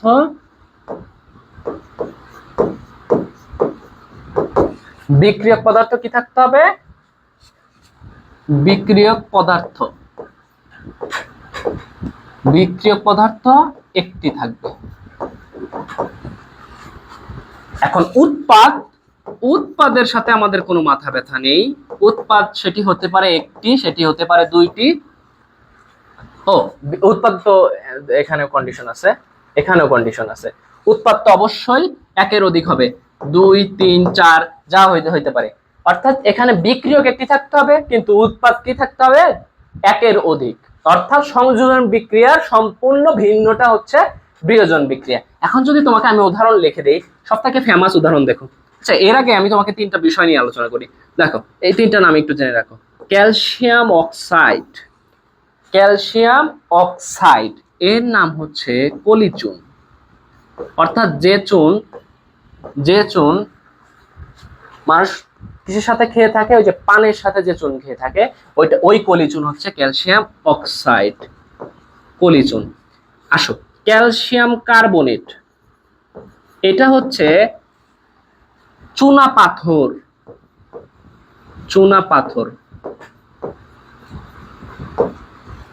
তোমরা কেউ সিলেট গেলে, বান্দরবন গেলে এই চুনা পাথর দেখে থাকবা, চুনা পাথর। তারপরে আসো ক্যালসিয়াম হাইড্রোক্সাইড। এই যে ক্যালসিয়াম হাইড্রোক্সাইড এটা হচ্ছে চুনের পানি, এর নাম হচ্ছে চুনের পানি।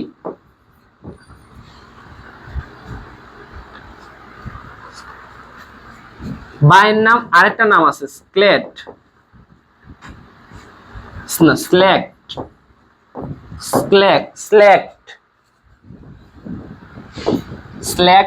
লাইম। বা এর নাম লাইম ওয়াটার, লাইম ওয়াটার।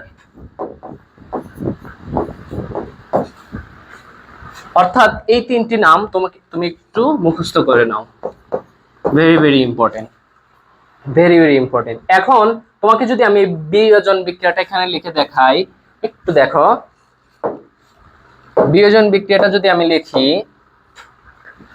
আমি যদি ক্যালসিয়াম কার্বনেট নেই, ক্যালসিয়াম কার্বনেটকে যদি নেই এবং ক্যালসিয়াম কার্বনেটকে নিয়ে যদি আমি তাপ দেই, এখানে বিক্রিয়া শেষে উৎপন্ন হবে calcium oxide plus carbon die oxide. অর্থাৎ এখানে দেখো বিক্রিয়ক কয়টি? বিক্রিয়ক হচ্ছে একটি। আর উৎপাদ কয়টি? উৎপাদ দুই হইতে পারে, অর্থাৎ একের বেশি হইলে 2 3 4 যে কোনো কিছু হইতে পারে। এগুলা হইলেই তোমার সেটি কোন ক্লাসিফিকেশনে পড়বে? বিয়োজন বিক্রিয়া ক্লাসিফিকেশনে পড়বে। দেখো প্রিয় শিক্ষার্থী, এখানে বিক্রিয়ক কিন্তু একটি, বিক্রিয়ক একটি, কিন্তু দেখো উৎপাদ বা বিক্রিয়াজাত পদার্থ এখানে কিন্তু দুইটি। তাহলে এটা কোন বিক্রিয়াকে সমর্থন করছে? এটা কিন্তু বিয়োজন বিক্রিয়াকে সমর্থন করছে। কেন? বিক্রিয়ক একটি, একটি বিক্রিয়ককে ভেঙে দুই বা ততোধিক কি তৈরি করছে? উৎপাদ তৈরি করছে, এর জন্য সেটি বিয়োজন বিক্রিয়া। তো এটা একটা বিয়োজন বিক্রিয়া। তারপরে যদি আমি আরেকটা দেই,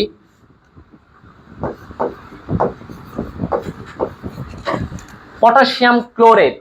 এই পটাশিয়াম ক্লোরাইডকে যদি আমি তাপ দিয়ে ভেঙে দেই, উৎপন্ন হবে পটাশিয়াম ক্লোরাইড প্লাস অক্সিজেন।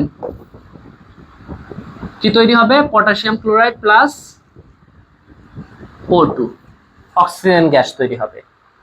কি তৈরি হবে? পটাশিয়াম ক্লোরাইড প্লাস হচ্ছে অক্সিজেন গ্যাস। এটাও একটা বিয়োজন। কেন? বিক্রিয়ক একটি, উৎপাদ দুইটি। উৎপাদ কন্ডিশন ফুলফিল করছে, বিক্রিয়ক কন্ডিশন ফুলফিল করছে, এর জন্য সেটি কি বিক্রিয়া? বিয়োজন বিক্রিয়া। এখন বিয়োজন বিক্রিয়ার ক্ষেত্রে তোমাদের আরেকটু বিষয় জানতে হবে। এটি দেখো, এই যে বিয়োজন বিক্রিয়ায় তোমাদের একটা কোশ্চেন আসবে। দেখো ক্যালসিয়াম কার্বনেট, ক্যালসিয়াম কার্বনেটকে তুমি যখন তাপ দিয়ে ভেঙে ফেলবা তখন কি তৈরি হবে? Calcium oxide plus carbon die oxide. এই যে তোমার ক্যালসিয়াম অক্সাইড হচ্ছে চুনা পাথর, আর এটা কি? তাহলে এটা কি? আমি যদি একটু লিখে দেই এখানে, চুনা পাথর। আর এটা কি? কলি চুন। আর এটা কি? Carbon die oxide, carbon die oxide.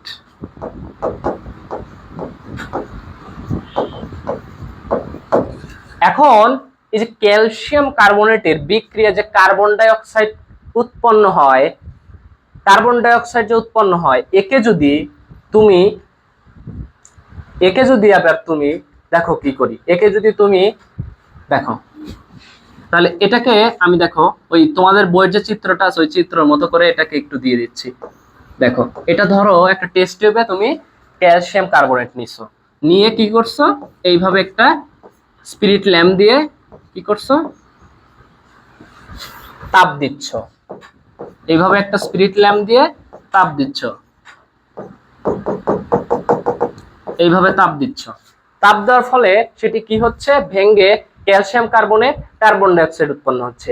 এখন এই কার্বন ডাই অক্সাইডকে তুমি যদি আবার বিক্রিয়া করাও, অর্থাৎ কার্বন ডাই অক্সাইডকে তুমি যদি একটি নলের মাধ্যমে, অর্থাৎ আবার একটা টেস্ট টিউবের মাধ্যমে এভাবে নিয়ে এসে আরেকটা যদি তুমি এরকম একটা বিকারের মধ্যে, এখানে বিকারের মধ্যে তুমি কি রেখে দিবা?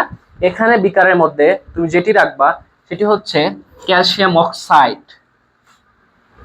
না, এখানে কি দিবা তুমি? চুনের পানি। অর্থাৎ এখানে কি দিবা? চুনের পানি।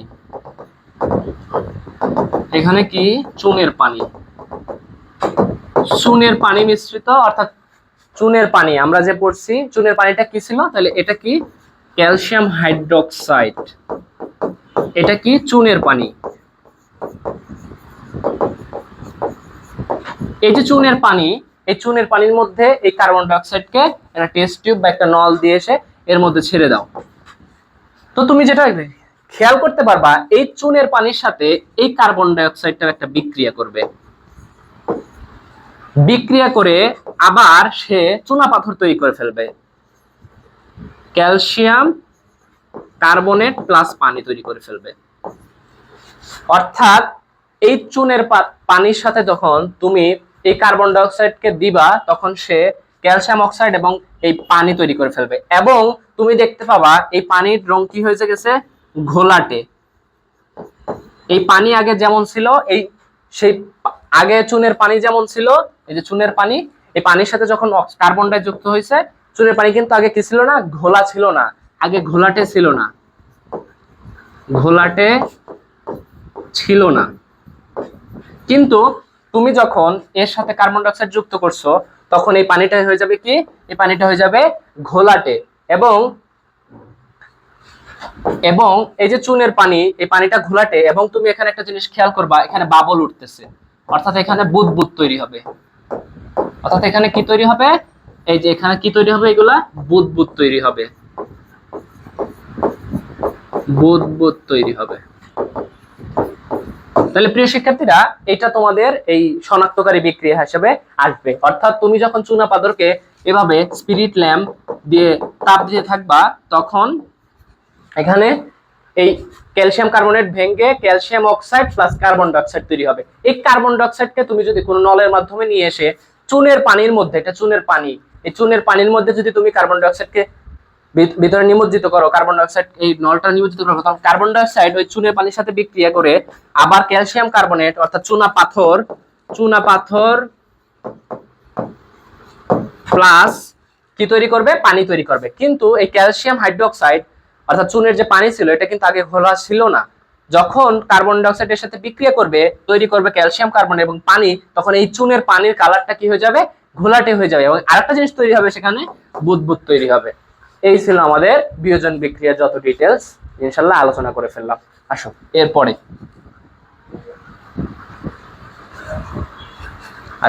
এরপরে আমরা পড়ব প্রতিস্থাপন বিক্রিয়া। এরপরে আমরা কি পড়ব, প্রতিস্থাপন।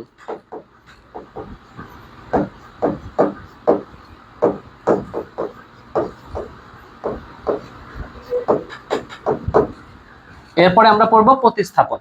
প্রতিস্থাপন মানেই হচ্ছে, আচ্ছা ওইটা হচ্ছে ডিকম্পোজিশন রিঅ্যাকশন, এটার ইংলিশ হচ্ছে, প্রিভিয়াস যদি আমি বলে দেই বিয়োজন বিক্রিয়া, এটা হচ্ছে ডিকম্পোজিশন রিঅ্যাকশন, ডিকম্পোজিশন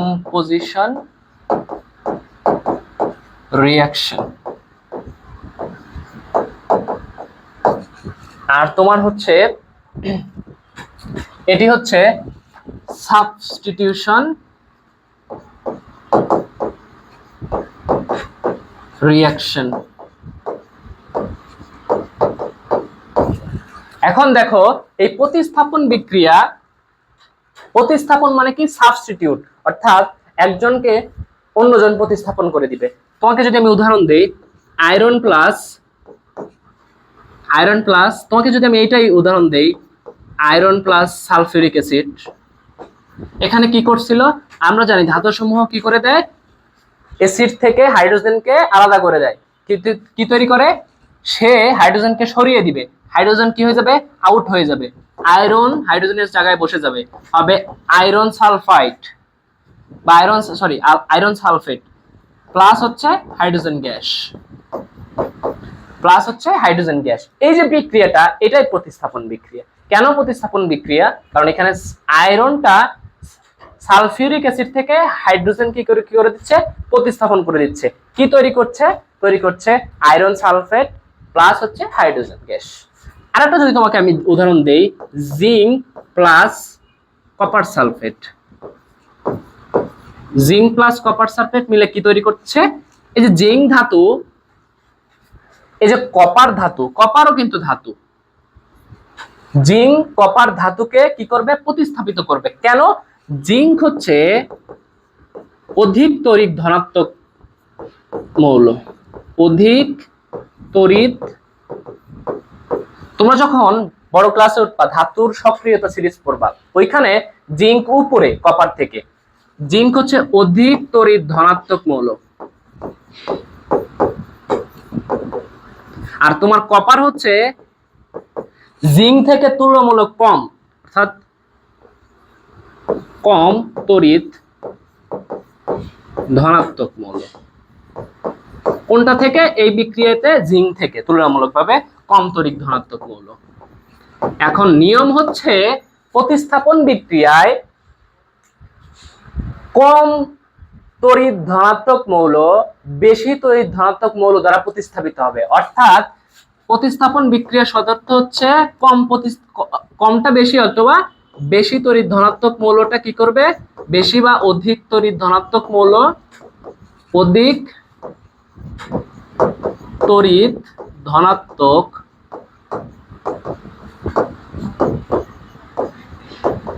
মৌল কম তড়িৎ ধনাত্মক মৌলকে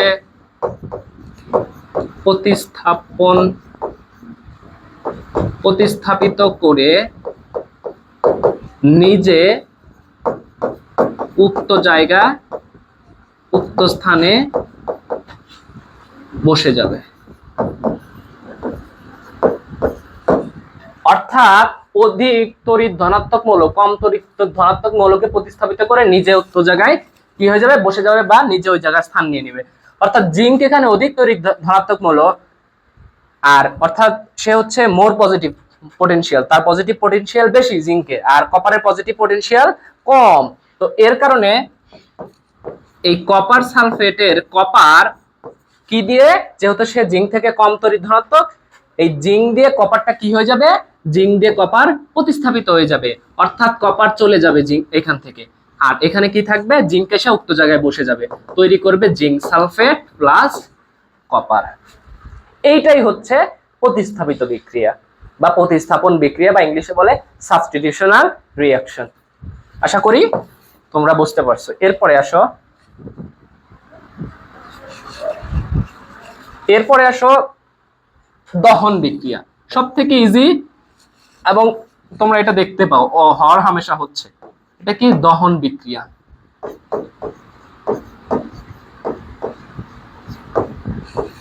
দহন বিক্রিয়া বা ইংলিশে তো একে বলে কি? Combustion reaction. দেখো এই যে দহন বিক্রিয়া প্রিকন্ডিশন হচ্ছে কোন মৌলকে কি করবা? মৌলের মধ্যে মেইনলি গ্যাস আর কি, এখানে মেইনলি তুমি গ্যাস বলে রাখা ভালো। কিসে কোন মৌলকে কি করবা? অক্সিজেনের সাথে পোড়াবা। অক্সিজেনের সাথে কি করবা? পোড়াবা।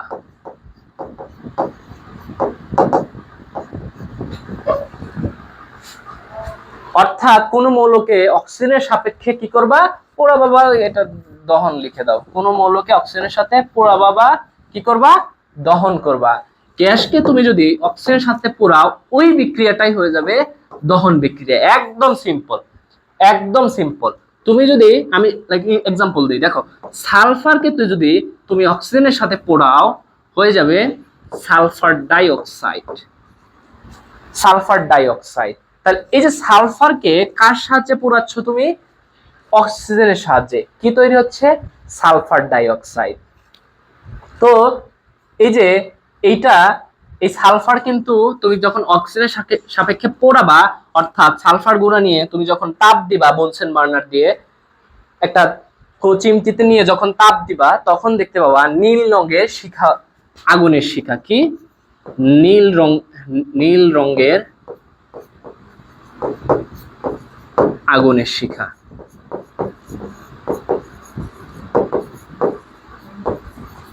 নীল রঙের আগুনের শিখা জল জল করছে। কিভাবে? কিরকম করবে? জল জল, মানে জল জল করবে। এবং এই যে সালফারের সাথে যখন তুমি অক্সিজেনকে পোড়াবা, তৈরি হবে সালফার ডাইঅক্সাইড। এটা জানো কি? এটা তীব্র ঝাঁঝালো গন্ধযুক্ত। এটা কি? তীব্র ঝাঁঝালো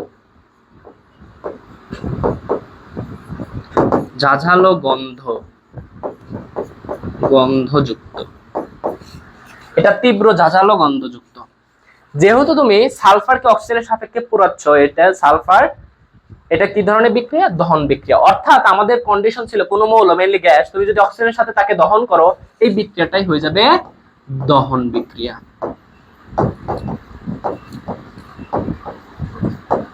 এই বিক্রিয়াটাই হয়ে যাবে দহন বিক্রিয়া। তোমাকে যদি আমি আরো উদাহরণ দেই, তুমি দেখো ম্যাগনেসিয়ামকে যখন অক্সিজেনের সাপেক্ষে পোড়ানো হবে, ম্যাগনেসিয়ামকে যখন অক্সিজেনের সাথে পোড়ানো হবে তৈরি হবে ম্যাগনেসিয়াম অক্সাইড। তো এই যে ম্যাগনেসিয়ামকে যেহেতু অক্সিজেনের সাপেক্ষে পোড়ানো হচ্ছে তৈরি হচ্ছে ম্যাগনেসিয়াম অক্সাইড, তাহলে এটাও কি দহন বিক্রিয়া। কেন? অক্সিজেনের সাথে পোড়াচ্ছ, এখানে অক্সিজেন উপস্থিত থাকলে তার নাম হয়ে যাবে দহন বিক্রিয়া। তাহলে এটাও একটা কি দহন বিক্রিয়া, এটাও একটা দহন বিক্রিয়া। বুঝতে পারছো? এখন যদি তুমি সমতা করতে চাও, এটা অলরেডি সমতা আছে, দেখো সালফার একটি, এখানেও সালফার একটি, বিক্রিয়কে অক্সিজেন দুইটি, উৎপাদেও অক্সিজেন দুইটি, এটা অলরেডি সমতা। তুমি চাইলে এখানে এটাও দিয়ে দিতে পারো, এটাও ইউজ করতে পারো, তুমি চাইলে এখানে সমান সমানও ইউজ করতে পারো।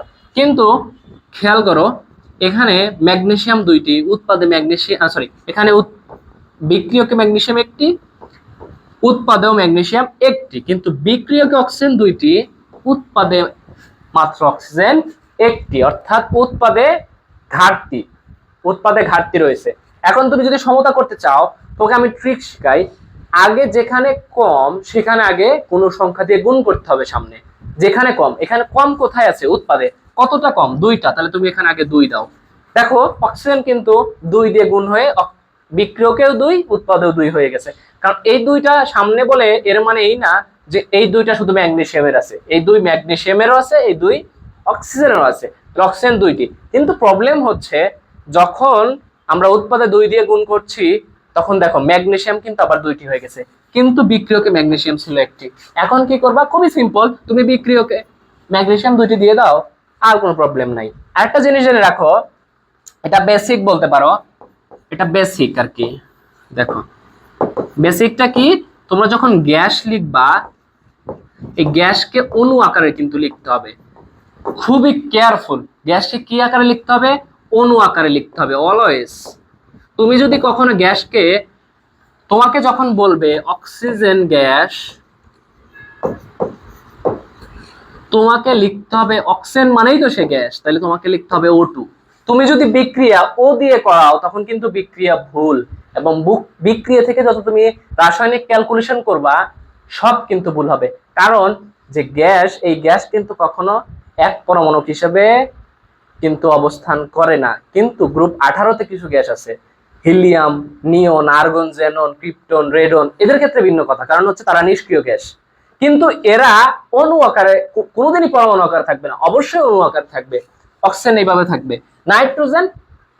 নাইট্রোজেনের ক্ষেত্রে কি থাকবে? দেখো নাইট্রোজেন কখনো এইভাবে থাকবে না, নাইট্রোজেন N2 হিসাবে থাকবে, অক্সিজেন O2 হিসাবে থাকবে, এইভাবে থাকবে, এরা কখনো এইভাবে থাকবে না।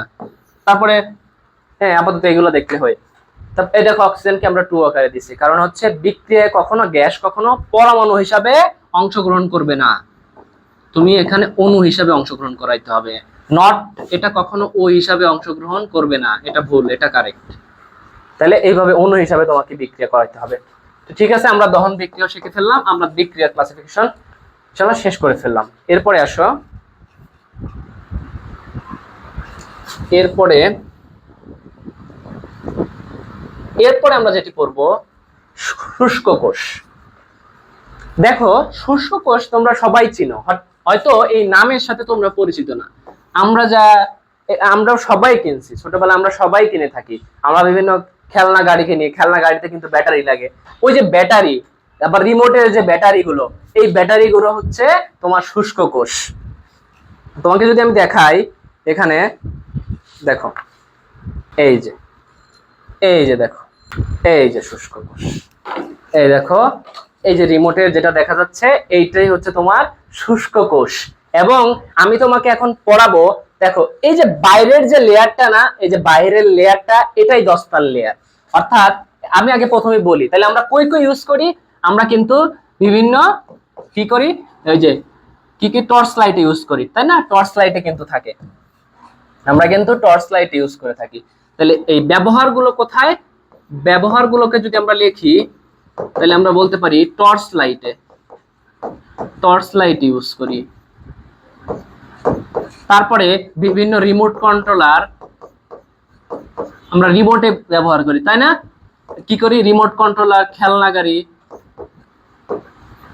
গাড়িতে ইউজ করি, আবার রিমোটেও তো ইউজ করি, তাই না? মাত্রই তো খুলে দেখাইলাম, এই যে রিমোটে ব্যবহার করে থাকি। তো এইগুলা হচ্ছে এই শস্য কোষের ব্যবহার। এখন তোমাকে যদি আমি এটার স্ট্রাকচার নিয়ে বুঝাই যে আসলে শস্য কোষটা কিভাবে গঠিত এবং এটা কিভাবে কাজ করে, দেখো এই শস্য কোষের ক্ষেত্রে তোমাকে এই চিত্রটা আঁকতে হবে এবং এই চিত্রটা তোমাকে মনে রাখতে হবে। দেখো প্রিয় শিক্ষার্থীরা, এই চিত্রটার ক্ষেত্রে দেখো এই চিত্রটা কয়েকটা স্তর তুমি দেখছো, এখানে একটা অপরিবাহী স্তর লেখা আছে। এই যে অপরিবাহী স্তর, অর্থাৎ সবার বাইরে কি একটা অপরিবাহী স্তর দেওয়া থাকে না, এটা কিন্তু অপরিবাহী স্তর একদম সবার বাইরে। হ্যাঁ, এটা হচ্ছে কি দিয়ে অন্য কিছু একটা দিয়ে মোড়ানো থাকে, এই যে একটা সবার বাইরে একটা অপরিবাহী পদার্থ দিয়ে কি থাকবে একদম উপরে, যেটা এটা হচ্ছে অপরিবাহী। তারপরে যেটা থাকবে এটা হচ্ছে জিঙ্ক অর্থাৎ দস্তার আবরণ। তাহলে এই যে এটা হচ্ছে কি শিক্ষার্থী, এটা হচ্ছে দস্তার আবরণ। এটার কি? দস্তার আবরণ। এটা কি? এই যে তোমার সাদাটা, এই যে সাদা, এইটার বাইরে বিদ্যুৎ যেটা, এইটা হচ্ছে তোমার এটা কি? দস্তার আবরণ। এবং তোমরা জানো যে দস্তার ইংলিশ হচ্ছে বা মৌলকে যদি আমরা প্রকাশ করি, এটাকে প্রকাশ করে জিঙ্ক মানে হচ্ছে দস্তা। এবং এখানে এই জিঙ্ককে বলা হচ্ছে অ্যানোড। জিঙ্ককে কি বলা হচ্ছে? অ্যানোড। জিঙ্ক হচ্ছে অ্যানোড। এখানে এই অ্যানোডটা হচ্ছে নেগেটিভ, অর্থাৎ এটা কি? Negative charge. এখানে এটা তোমাকে নেগেটিভ চার্জ, অর্থাৎ জিঙ্ক অ্যানোডটা কি চার্জ? জিঙ্ক অ্যানোডটা নেগেটিভ চার্জ। Negative charge.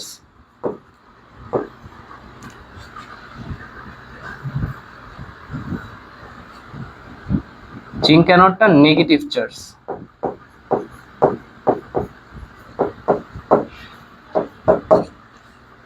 আর হচ্ছে তারপরে দেখো এইটা তারপরের স্তরটা দেখার চেষ্টা করো শিক্ষার্থী। এই যে পরের স্তর হচ্ছে এইটা, এইখানে কয়েকটা জিনিস থাকবে, এখানে কয়েকটা জিনিস থাকবে, এই পরের স্তরটাতে কয়েকটা জিনিস থাকবে। দেখো এখানে কি কি থাকে, এখানে থাকে প্রথম হচ্ছে অ্যামোনিয়াম ক্লোরাইড, তারপরে থাকে ম্যাঙ্গানিজ ডাইঅক্সাইড, তারপরে কি থাকবে?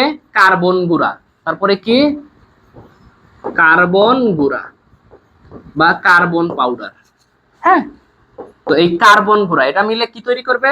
একটা পেস্ট তৈরি করবে, পেস্ট। তো এই পেস্টের মধ্যে হালকা পানি দিয়ে দিবা। হ্যাঁ, পানি দেওয়ার পরে যে পেস্ট, আবার যে পেস্টটা আরেকটু হালকা থকথকে যে পেস্টটা তৈরি হবে, এই পেস্টটাকে না, এই পুরো স্ট্রাকচারটাকে বলা হয় হচ্ছে কি? এটা কি ছিল?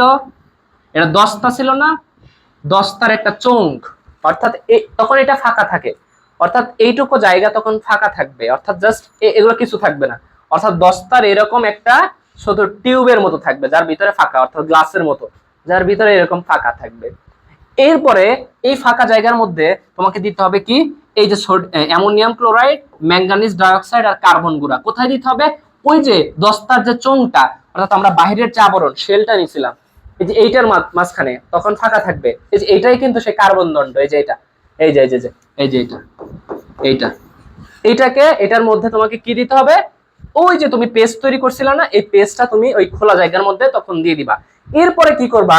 এই যে তোমাকে এটা দেখা যাচ্ছে যে এরপরে তুমি এই যে এইটাকে কার্বন দণ্ড, এই কার্বন দণ্ডকে এই কি করবা? এই দস্তার চোঙের মধ্যে প্রবেশ করে দিবা। কিন্তু এখানে শর্ত হচ্ছে এই কার্বন দণ্ডটা যে আছে, এই কার্বন দণ্ড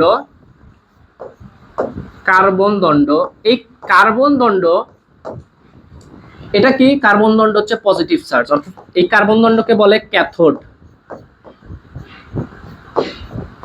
কার্বন দণ্ড কি? ক্যাথোড। এবং এই ক্যাথোডটা কি? পজিটিভ। এই কার্বন দণ্ডকে তুমি এই দস্তার চোঙের সাথে লাগাইতে পারবে না, এইটা হচ্ছে শর্ত। একটু উপরে রাখতে হবে। এই দেখো কার্বন দণ্ডটা উপরে, এবং এই কার্বন দণ্ডের উপরে একটা টুপির মতো শেল করে দিবা। দেওয়ার পরে এই যে এখান দিয়ে ফাঁকা জায়গায় কি করে দিবা? পিচের আস্তরণ লাগিয়ে দিবা। পিচের আস্তরণ দিয়ে এটাকে একদম মুড়িয়ে দিবা। আর বাইরে কি? ওই যে অপরিবাহী আস্তরণ দিয়ে দিবা, এটা তো আমরা অলরেডি বলে ফেলছি। অরিবল সালফাইড দিয়ে দেবা। তাহলে এই কার্বন দণ্ড তোমরা জানো কার্বনের কিন্তু এর একটা নাম গ্রাফাইট নাম, গ্রাফাইট দণ্ড। তাহলে এই কার্বন দণ্ডের একটা নাম কি গ্রাফাইট দণ্ড, এবং সে কি সে কিন্তু ক্যাথোড, এটা কিন্তু ক্যাথোড, এবং সেই ক্যাথোডটা কি পজিটিভ পটেনশিয়ালের, পজিটিভ চার্জ। তো এইভাবে তুমি কি তৈরি করবা, একটি হচ্ছে শস্য কোষ তৈরি করবা। তাহলে শস্য কোষের এটা কি ধনাত্মক প্রান্ত অর্থাৎ গ্রাফাইট, অথবা তুমি যদি বলো এটাকে কার্বন দণ্ড, আর এই বাইরের শেলটা কি ঋণাত্মক প্রান্ত অর্থাৎ এই পাশটা। আচ্ছা আচ্ছা, এটা তাহলে এটা কি ধনাত্মক প্রান্ত আর এটা কি ঋণাত্মক প্রান্ত। এখন এইভাবে তুমি দুটো তারের সাথে যুক্ত করো, তোমাকে আমি এটাকে একটা বর্তনী আকার তোমাকে দেখাচ্ছি। ধরো এটা তোমার শুষ্ক কোষ, এটা তোমার শুষ্ক কোষের ব্যাটারি, এটা তার পজিটিভ প্রান্ত, এটা নেগেটিভ প্রান্ত। এই শুষ্ক কোষের ব্যাটারিকে একটা তারের মাধ্যমে এভাবে যুক্ত করলা, এইভাবে যুক্ত করলা। এখানে তুমি একটা লাইট দিয়ে দিলা, একটা লাইট দিয়ে দিলা এরকম ভাবে, একটা লাইট দিলা একটু পরেই দেখবা লাইটটা জ্বলতেছে। তাহলে এইভাবে শস্য কোষকে একটা তার মানে বর্তনী হচ্ছে তার দিয়ে যুক্ত করে একটা সার্কিট কমপ্লিট করলে, তখন এখানে ধনাত্মক প্রান্ত থেকে আর ঋণাত্মক প্রান্ত থেকে, ঋণাত্মক প্রান্ত থেকে কি বের হবে, ইলেকট্রন বের হবে, ধনাত্মক প্রান্তে ফিরে আসবে। ফিরে আসলে কি হবে, তড়িৎ প্রবাহ সৃষ্টি হবে। তড়িৎ প্রবাহ কি স্থির তড়িৎ প্রবাহ, তড়িৎ প্রবাহতে কি হবে, এই বাল্বটি জ্বলে উঠবে। এটাই হচ্ছে তোমার শস্য কোষের ব্যবহার। এখানে একটা জিনিস জেনে রাখতে পারো, তোমরা একটা জিনিস জেনে রাখতে পারো যে কারেন্ট তড়িৎ কিন্তু ইলেকট্রন প্রবাহের বিপরীতে হয়। তড়িৎ প্রবাহ কি ইলেকট্রন প্রবাহের বিপরীত, অর্থাৎ এখানে ইলেকট্রন প্রবাহ হবে এই প্রান্ত থেকে এই প্রান্তের দিকে, কিন্তু বিদ্যুৎ প্রবাহ হবে কিন্তু তার উল্টো দিকে। এটা জেনে রাখো। এটা কি হয়েছে, আমাদের এনশায়েন্ট যারা ফিজিশিয়ান ছিল তারা আসলে এই জিনিস, এই সায়েন্টিফিক অ্যাজাম্পশনটা তারা এইভাবেই ধরে নিছে। এটা তেমন কোনো প্রবলেম হয় না, কিন্তু আধুনিক পদার্থবিজ্ঞান বা আধুনিক যন্ত্রে বিভিন্ন জিনিস আবিষ্কার হওয়ার পরে তখন দেখা গেছে যে বিদ্যুৎ প্রবাহ যেদিকে ইলেকট্রনের প্রবাহ সেই দিকে। কিন্তু আমাদের যে পদার্থবিদ গুলো ছিল বা আগের যারা কারেন্ট নিয়ে কাজ করছে, তারা যে অ্যাজাম্পশন বা সায়েন্টিফিক ফর্মুলা গুলো দিছে, ওইগুলো মেইনলি তড়িৎ প্রবাহটা ইলেকট্রনের প্রবাহের বিপরীত ছিল। অর্থাৎ ইলেকট্রন প্রবাহ যদি আইদার এইদিকে হয়, তড়িৎ প্রবাহ তারা চিন্তা করে নিছে যে এইদিকে। আমি বলছি এটা কি ভুল না, ভুল বলা যায় না, এতে তোমার হচ্ছে সায়েন্টিফিক যে সূত্রগুলো আছে এর কোনো তেমন কোনো প্রভাব পড়ে না, এগুলো ঠিকই আছে। চলো শেষ টপিক আমরা করে নেই, সেটা হচ্ছে তড়িৎ বিশ্লেষ্য কোষ।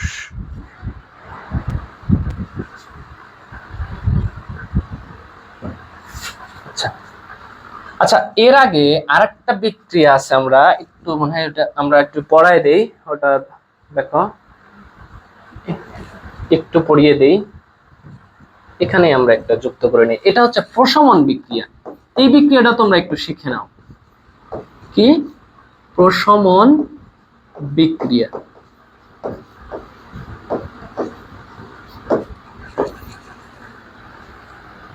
এটা তুমি যদি ইংলিশ বলো নিউট্রালাইজেশন, নিউট্রালাইজেশন রিঅ্যাকশন। এই প্রশমন বিক্রিয়ায় কি হয় মনে রাখো, প্রশমন বিক্রিয়ার শর্ত হচ্ছে, তোমাকে যদি আমি শর্ত পড়াই, প্রশমন বিক্রিয়ার শর্ত হচ্ছে দুইটি ভিন্নধর্মী কি, দুইটি ভিন্নধর্মী পদার্থ, দুইটি ভিন্নধর্মী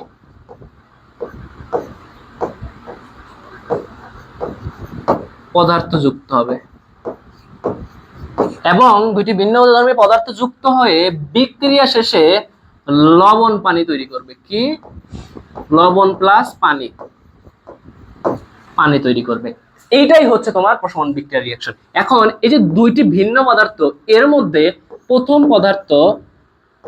যে পদার্থ থাকবে, প্রথম না বলে আমরা বলি একটি, হ্যাঁ একটি পদার্থ বলি, আমাদের একটি পদার্থ থাকবে হচ্ছে অ্যাসিড, একটি থাকবে কি অ্যাসিড, একটি অ্যাসিড বা অম্ল, বাংলাতে বলতে গেলে কি অম্ল। আরেকটি থাকবে অন্যটি বা অপরটি থাকবে কি ক্ষার, এটাকে ইংলিশে বলে বেস, বেস। তাহলে আমি যদি তোমাকে একটা উদাহরণ দেই, খুব সচরাচর আমরা যেটা ব্যবহার করি, দেখো বেকিং সোডার সাথে যদি আমরা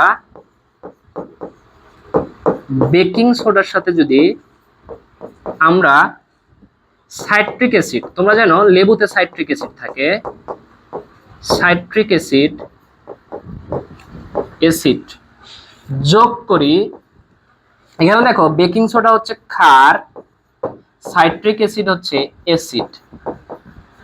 এখন ক্ষার এবং অ্যাসিডকে যুক্ত করছো, শর্ত অনুযায়ী লবণ পানি তৈরি হবে। তাহলে বেকিং সোডা এবং সাইট্রিক অ্যাসিড যোগ করলে sodium citrate, sodium citrate, citrate plus carbon dioxide, carbon dioxide plus পানি, পানি তৈরি হবে। ঠিক আছে, কার্বন ডাইঅক্সাইড কেন? ওই যেখানে কার্বন থাকবে, যদি অ্যাসিড ক্ষারের মধ্যে কার্বন থাকে তাহলে তোমার কি উৎপাদে কার্বন ডাইঅক্সাইড তৈরি হবে। আরেকটি রিঅ্যাকশন যদি আমরা দেখি, আমরা শর্ট করে একটু এখানে লিখে দিই, এখানে লিখে দিই, আচ্ছা এটা একটু কাটি, এখানে লিখে দিই। দেখো তোমরা যদি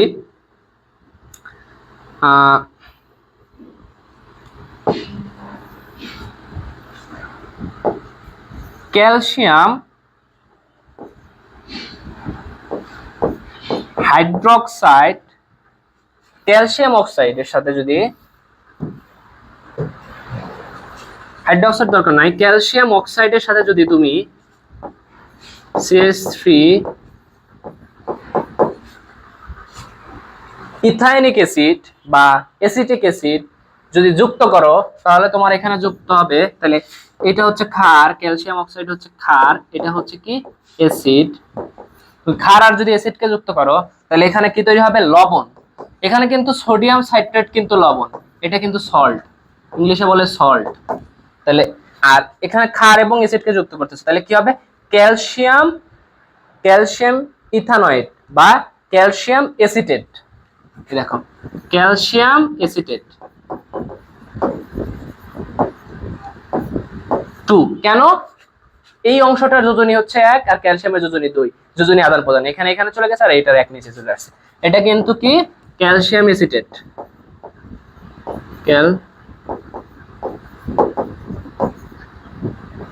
অ্যাসিটেট, ক্যালসিয়াম অ্যাসিটেট সাথে কি তৈরি হবে? দেখো পানি,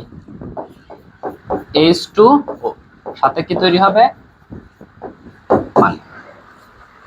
সেক্ষেত্রে এই দুইটা হচ্ছে প্রশমন বিক্রিয়া উদাহরণ। কিভাবে? এই যে ক্ষার এবং অ্যাসিড বিক্রিয়া করে লবণ পানি তৈরি করছে। এখানে ক্যালসিয়াম অ্যাসিটেটটা কি? এটাও কিন্তু একটা সল্ট, এটাও একটা সল্ট, লবণ এবং পানি তৈরি করছে। শেষ। এখন আমরা শেষ টপিকে চলে যাব।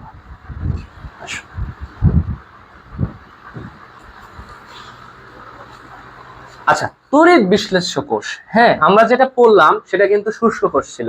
দুই ধরনের কোষই, এটা হচ্ছে দুই ধরনের কোষ নিয়ে মেইনলি পড়তে হবে। একটা হচ্ছে তড়িৎ বিশ্লেষ্য কোষ আর একটা হচ্ছে কি শুষ্ক কোষ বা গ্যালভানিক কোষও কিন্তু সেম টাইপের মেকানিজমে কাজ করে। এটা তড়িৎ বিশ্লেষ্য কোষ আর একটা হচ্ছে শুষ্ক কোষ। এই যে তড়িৎ বিশ্লেষ্য কোষ, এখানে মেইন শর্ত হচ্ছে ওইখানে কি ছিল যে বিক্রিয়ার মাধ্যমে বিদ্যুৎ তৈরি হয়, উল্টা যেমন শুষ্ক কোষে বিদ্যুৎ কিন্তু তৈরি হয়, আর এখানে কি বিদ্যুৎ দিতে হয়। তড়িৎ বিশ্লেষণ কোণে কি তো বাইরে থেকে কি করতে হবে? বাহির থেকে তোমাকে কি করতে হবে?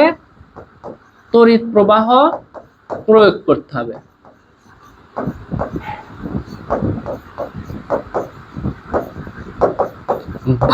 বাহিরে থেকে তোমাকে তড়িৎ প্রবাহ প্রয়োগ করতে হবে।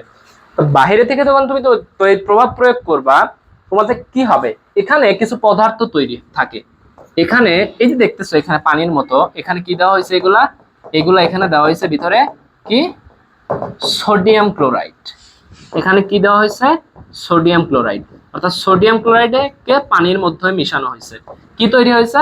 সোডিয়াম আয়ন এবং ক্লোরিন আয়ন, অর্থাৎ অ্যাকুয়াস সলিউশনে এরা কি হয়েছে? হয়ে গেছে, আয়ন আকারে দ্রবীভূত হয়ে গেছে।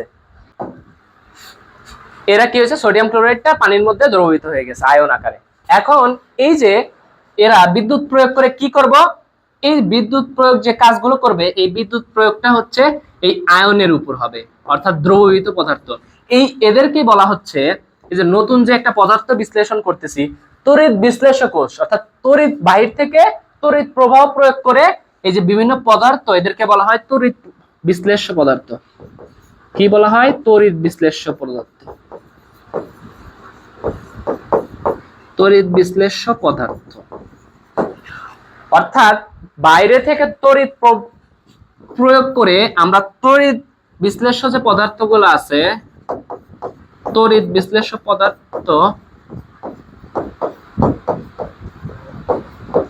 পদার্থকে কি করব? আমরা বিশ্লেষণ করব। বিশ্লেষণ করব করে কি করব? করে আমরা নতুন পদার্থ তৈরি করব, নতুন পদার্থ তৈরি করব। শুষ্ক কোষে বাইরে নিজে বিদ্যুৎ তৈরি করে, কিন্তু তড়িৎ বিশ্লেষ্য কোষে বিদ্যুৎ বাইরে থেকে প্রয়োগ করতে হয়, করে তড়িৎ বিশ্লেষ্য পদার্থকে বিশ্লেষণ করে নতুন পদার্থ তৈরি করতে হয়। এই যে প্রক্রিয়া, এই প্রক্রিয়ার নাম হচ্ছে তড়িৎ বিশ্লেষ্য কোষের প্রক্রিয়া আর কি। এই প্রক্রিয়ার মাধ্যমে তড়িৎ বিশ্লেষণটা মেইনলি হয়ে থাকে। এখন এখানে কিছু জিনিস দেখো, এই যে এটা হচ্ছে ব্যাটারি, এটাই কিন্তু শুষ্ক কোষ, অর্থাৎ বাইরে থেকে বিদ্যুৎ পরিবহন করা হচ্ছে, এটা কিন্তু ব্যাটারি। তো এই যে ব্যাটারি, এই ব্যাটারির ক্ষেত্রে এক সাইডে পজিটিভ চার্জ দিবে, অর্থাৎ তোমার এটা হচ্ছে ব্যাটারি। এটা ব্যাটারি। ব্যাটারির ক্ষেত্রে দেখো দুইটা তড়িৎদ্বার ব্যাটারির সাথে কিন্তু লাগানো আছে, খেয়াল করছো? দুইটা তড়িৎদ্বার কিন্তু এইভাবে ব্যাটারির সাথে লাগানো আছে। তো এখানে যদি খেয়াল করো, দুইটা তড়িৎদ্বার, এটা যদি আমাদের তড়িৎ বিশ্লেষ্য দ্রবণটা হয়, এখানে আমরা কি দিছি? এর মধ্যে আমরা সোডিয়াম ক্লোরাইডকে কি করছি? পানির মধ্যে দ্রবীভূত করছি। এখানে কি আছে? Sodium chloride. এই সোডিয়াম ক্লোরাইড কি হয়েছে? দেখো দ্রবীভূত হয়ে গেছে, আয়ন আকারে ছোটাছুটি করতেছে। এই সোডিয়াম প্লাস এখানে chlorine minus, sodium plus chlorine minus, কি হচ্ছে দেখো, এই যে ব্যাটারির এটা ধনাত্মক প্রান্ত, এটা ঋণাত্মক প্রান্ত, এখানে আমরা ভোল্টেজ অ্যাপ্লাই করতেছি। ভোল্টেজ অ্যাপ্লাই করানোর কারণে এই যে আমার তড়িৎদ্বার নিয়েছি, এই তড়িৎদ্বারটা হচ্ছে পজিটিভ পটেনশিয়াল শো করতেছে, অর্থাৎ এটা হচ্ছে ধনাত্মক বিভব তৈরি হচ্ছে এখানে।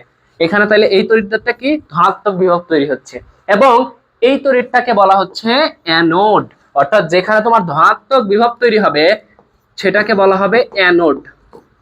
বাংলায় যদি লিখি আমি অ্যানোড, এই অ্যানোড কি পজিটিভ। তুমি খেয়াল করো তোমার তড়িৎ বিশ্লেষ্যকর কিন্তু শুষ্ক কোষে কিন্তু অ্যানোড ছিল নেগেটিভ, কিন্তু তড়িৎ বিশ্লেষ্য কোষে কিন্তু উল্টা, অ্যানোডটা কি হচ্ছে? পজিটিভ। আর তোমার যে এই পাশে নেগেটিভ বিভব দিচ্ছ, এই তড়িৎদ্বারটা কি হয়ে যাচ্ছে? নেগেটিভ, নেগেটিভ পটেনশিয়ালে হচ্ছে।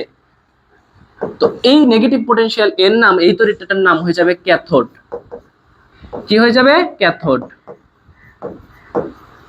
এই ক্যাথোডটা এখানে নেগেটিভ, কিন্তু তড়িৎ শুষ্ক কোষে কিন্তু ক্যাথোড ছিল হচ্ছে পজিটিভ, কিন্তু উল্টা কিন্তু, এটা একটু মনে রাখবা। তাহলে এটা কি? এটা হচ্ছে পজিটিভ পটেনশিয়াল এই তড়িৎদ্বার তৈরি হচ্ছে, এখানে হচ্ছে নেগেটিভ পটেনশিয়াল তৈরি হচ্ছে। এখন তুমি চিন্তা করো, এই যে ক্লোরিন, ক্লোরিন সে নিজে কিন্তু নেগেটিভ, তাহলে সে কার দিকে আকর্ষিত হবে? পজিটিভের দিকে। এই সোডিয়াম কিন্তু ধনাত্মক আয়ন, সে নিজে কিন্তু পজিটিভ, কার দিকে আকর্ষিত হবে? ক্যাথোডের দিকে। অর্থাৎ পজিটিভ গুলো চলে আসবে ক্যাথোডের দিকে, নেগেটিভ গুলো চলে আসবে অ্যানোডের দিকে, অর্থাৎ প্লাস মাইনাসের কাছে চলে আসবে, মাইনাস প্লাসের কাছে চলে আসবে, প্লাস মাইনাসের কাছে চলে যাবে। চলে যায় এই যে তড়িৎদ্বার, এখানে কি হবে দেখো, এখান দিয়ে যে ইলেকট্রন, তাই না? ইলেকট্রন আসতেছে কিন্তু এখানে, তাহলে ইলেকট্রন এই যে তড়িৎদ্বার দিয়ে এখানে আসতেছে, অর্থাৎ এই নেগেটিভ ভোল্টেজ এখানে ইলেকট্রন গুলো কি হচ্ছে? এভাবে আসতেছে। আইসা এই যে সোডিয়াম ধাতু দেখতেছো, অর্থাৎ সোডিয়াম তো আয়ন হিসাবে আছে, এই সোডিয়াম কি করবে? সোডিয়াম প্লাসটা একটা ইলেকট্রন গ্রহণ করবে, করে সোডিয়াম ধাতু হয়ে যাবে। সোডিয়াম ধাতু হয়ে এই সোডিয়ামটা কোথায় জমা হবে? সোডিয়াম অর্থাৎ এই পাত্রের তলদেশে জমা হয়ে যাবে। আর ক্লোরিন দেখতেছো, এই যে ক্লোরিন, ক্লোরিন কি পজিটিভের দিকে আকর্ষিত হবে। এই ক্লোরিন কি করে দেখো, এই ক্লোরিনটা হচ্ছে ক্লোরিন মাইনাস হিসাবে থাকে, এই ক্লোরিনটা একটা ইলেকট্রন কি করে দিবে? ছেড়ে দিবে, দিয়ে ক্লোরিন পরমাণু হয়ে যাবে। এই ক্লোরিন তখন এই ক্লোরিন কি হবে? এরপরে এই ক্লোরিন আরেকটা ক্লোরিন পরমাণুর সাথে মিশে ক্লোরিন গ্যাসীয় অণু তৈরি করবে, অর্থাৎ Cl2। এটা কিন্তু একটা গ্যাস, এই গ্যাস হচ্ছে Cl2। তাহলে এখানে কি তৈরি হবে? ক্লোরিন, অর্থাৎ ক্লোরিন মাইনাস একটা ইলেকট্রন ছেড়ে দিয়ে ক্লোরিন হবে। এই ক্লোরিনটা আরেকটা ক্লোরিনের সাথে মিশে Cl2 হবে। এই যে ক্লোরিন গ্যাস, এখন এই ক্লোরিন গ্যাসকে তুমি যদি একটা টিউব দিয়ে পৃথক করে তুমি আলাদা ক্লোরিন হিসাবে ব্যবহার করতে পারবে। আর তোমার এখানে ইলেকট্রনটা কি হচ্ছে, এই যে দ্রবণের যে সোডিয়াম ধনাত্মক আয়ন, এই দেখো এই সোডিয়াম কি করবে, এই সোডিয়াম এই যে এখান থেকে ব্যাটারি থেকে একটা ইলেকট্রন সে কি করবে, নিবে, নিয়ে হয়ে যাবে সোডিয়াম ধাতু। এই ধাতুটা তলদেশে, তলদেশ থেকে তুমি সোডিয়াম ধাতুকে পৃথক করে ফেলতে পারবা। কোন তড়িৎদ্বারের নিচের থেকে? ক্যাথোড তড়িৎদ্বারের নিচের থেকে। আর ক্লোরিনকে তুমি কোন তড়িৎদ্বারে পাবা? অ্যানোড তড়িৎদ্বারে পাবা। তো এটা যখন শেষ হয়ে যাবে, এখানে দেখো আমরা যদি পানিকে ভাঙি, এখানে আরেকটা জিনিস দেখো একটু, আরেকটা জিনিস কি আমি তোমাকে যদি বলি, এখানে তো পানি আছে তাই না, এই দেখো পানি H2O, পানিকে যদি আমরা ভেঙে লিখি হয় হচ্ছে এই হাইড্রোজেন প্লাস OH মাইনাস, অর্থাৎ পানিকে ভেঙে লিখলে দুইটা অংশ তৈরি হয়, একটা হচ্ছে হাইড্রোজেন প্লাস আয়ন আর হচ্ছে হাইড্রোক্সিল আয়ন।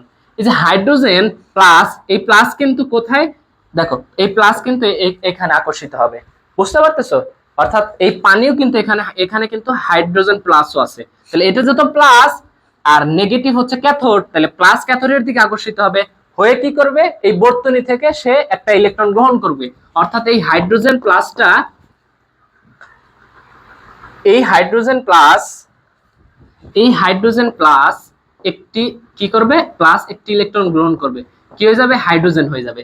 তখন সে আরেকটা হাইড্রোজেনের সাথে মিলে হয়ে যাবে হাইড্রোজেন গ্যাস, হয়ে এই হাইড্রোজেন গ্যাসকে তুমি কোথায় পাবা, ক্যাথোডে পাবা। অর্থাৎ ক্যাথোডে তোমার রিঅ্যাকশনটা হবে হচ্ছে এই হাইড্রোজেন একটি হাইড্রোজেন ইলেকট্রন নিয়ে হাইড্রোজেন হয়ে যাবে, সাথে আরেকটা হাইড্রোজেনের সাথে মিশে হাইড্রোজেন গ্যাস হয়ে যাবে। এই গ্যাসকে তুমি কি করতে পারবা, কোনো নল দিয়ে এই হাইড্রোজেন গ্যাসকে পৃথক করতে পারবা। তাহলে দেখো তড়িৎ বিশ্লেষ্য কোষে আমরা কি করলাম, বাইরে থেকে ব্যাটারি দিয়ে তড়িৎ প্রবাহিত করে আমরা তড়িৎ বিশ্লেষ্য পদার্থকে ভেঙে বিভিন্ন নতুন পদার্থ তৈরি করলাম। যেমন সোডিয়াম ক্লোরাইড থেকে আমরা সোডিয়ামকে পৃথক করলাম, ক্লোরিন গ্যাসকে পৃথক করলাম, আর পানি থেকে আমরা হাইড্রোজেন গ্যাসকে পৃথক করতেছি। তোমরা জানো হাইড্রোজেন ফুয়েল আছে, হাইড্রোজেন জ্বালানি হিসাবে যেখানে ইউজ হয়, তো এগুলোর কাজ আছে। আবার ক্লোরিনকে বিভিন্ন ক্ষেত্রে শিল্পক্ষেত্রে ইউজ করা হয়। এই যে তোমরা যারা ব্লিচিং এজেন্ট যেখানে হাইপোক্লোরাস থাকে, ওইখানে কিন্তু ক্লোরিনের ব্যবহার আছে।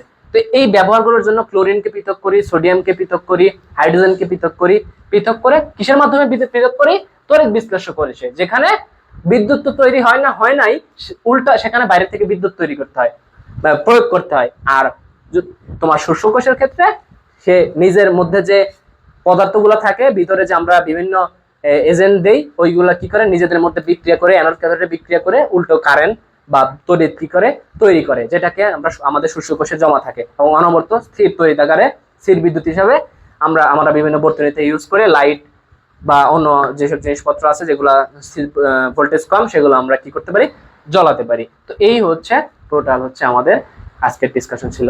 ঠিক আছে শিক্ষার্থীরা, তোমরা ক্লাস দেখে আশা করি উপকৃত হয়েছ। ইনশাল্লাহ নেক্সটে আমরা পরে কোনো অধ্যায় নিয়ে আবার আলোচনা হবে।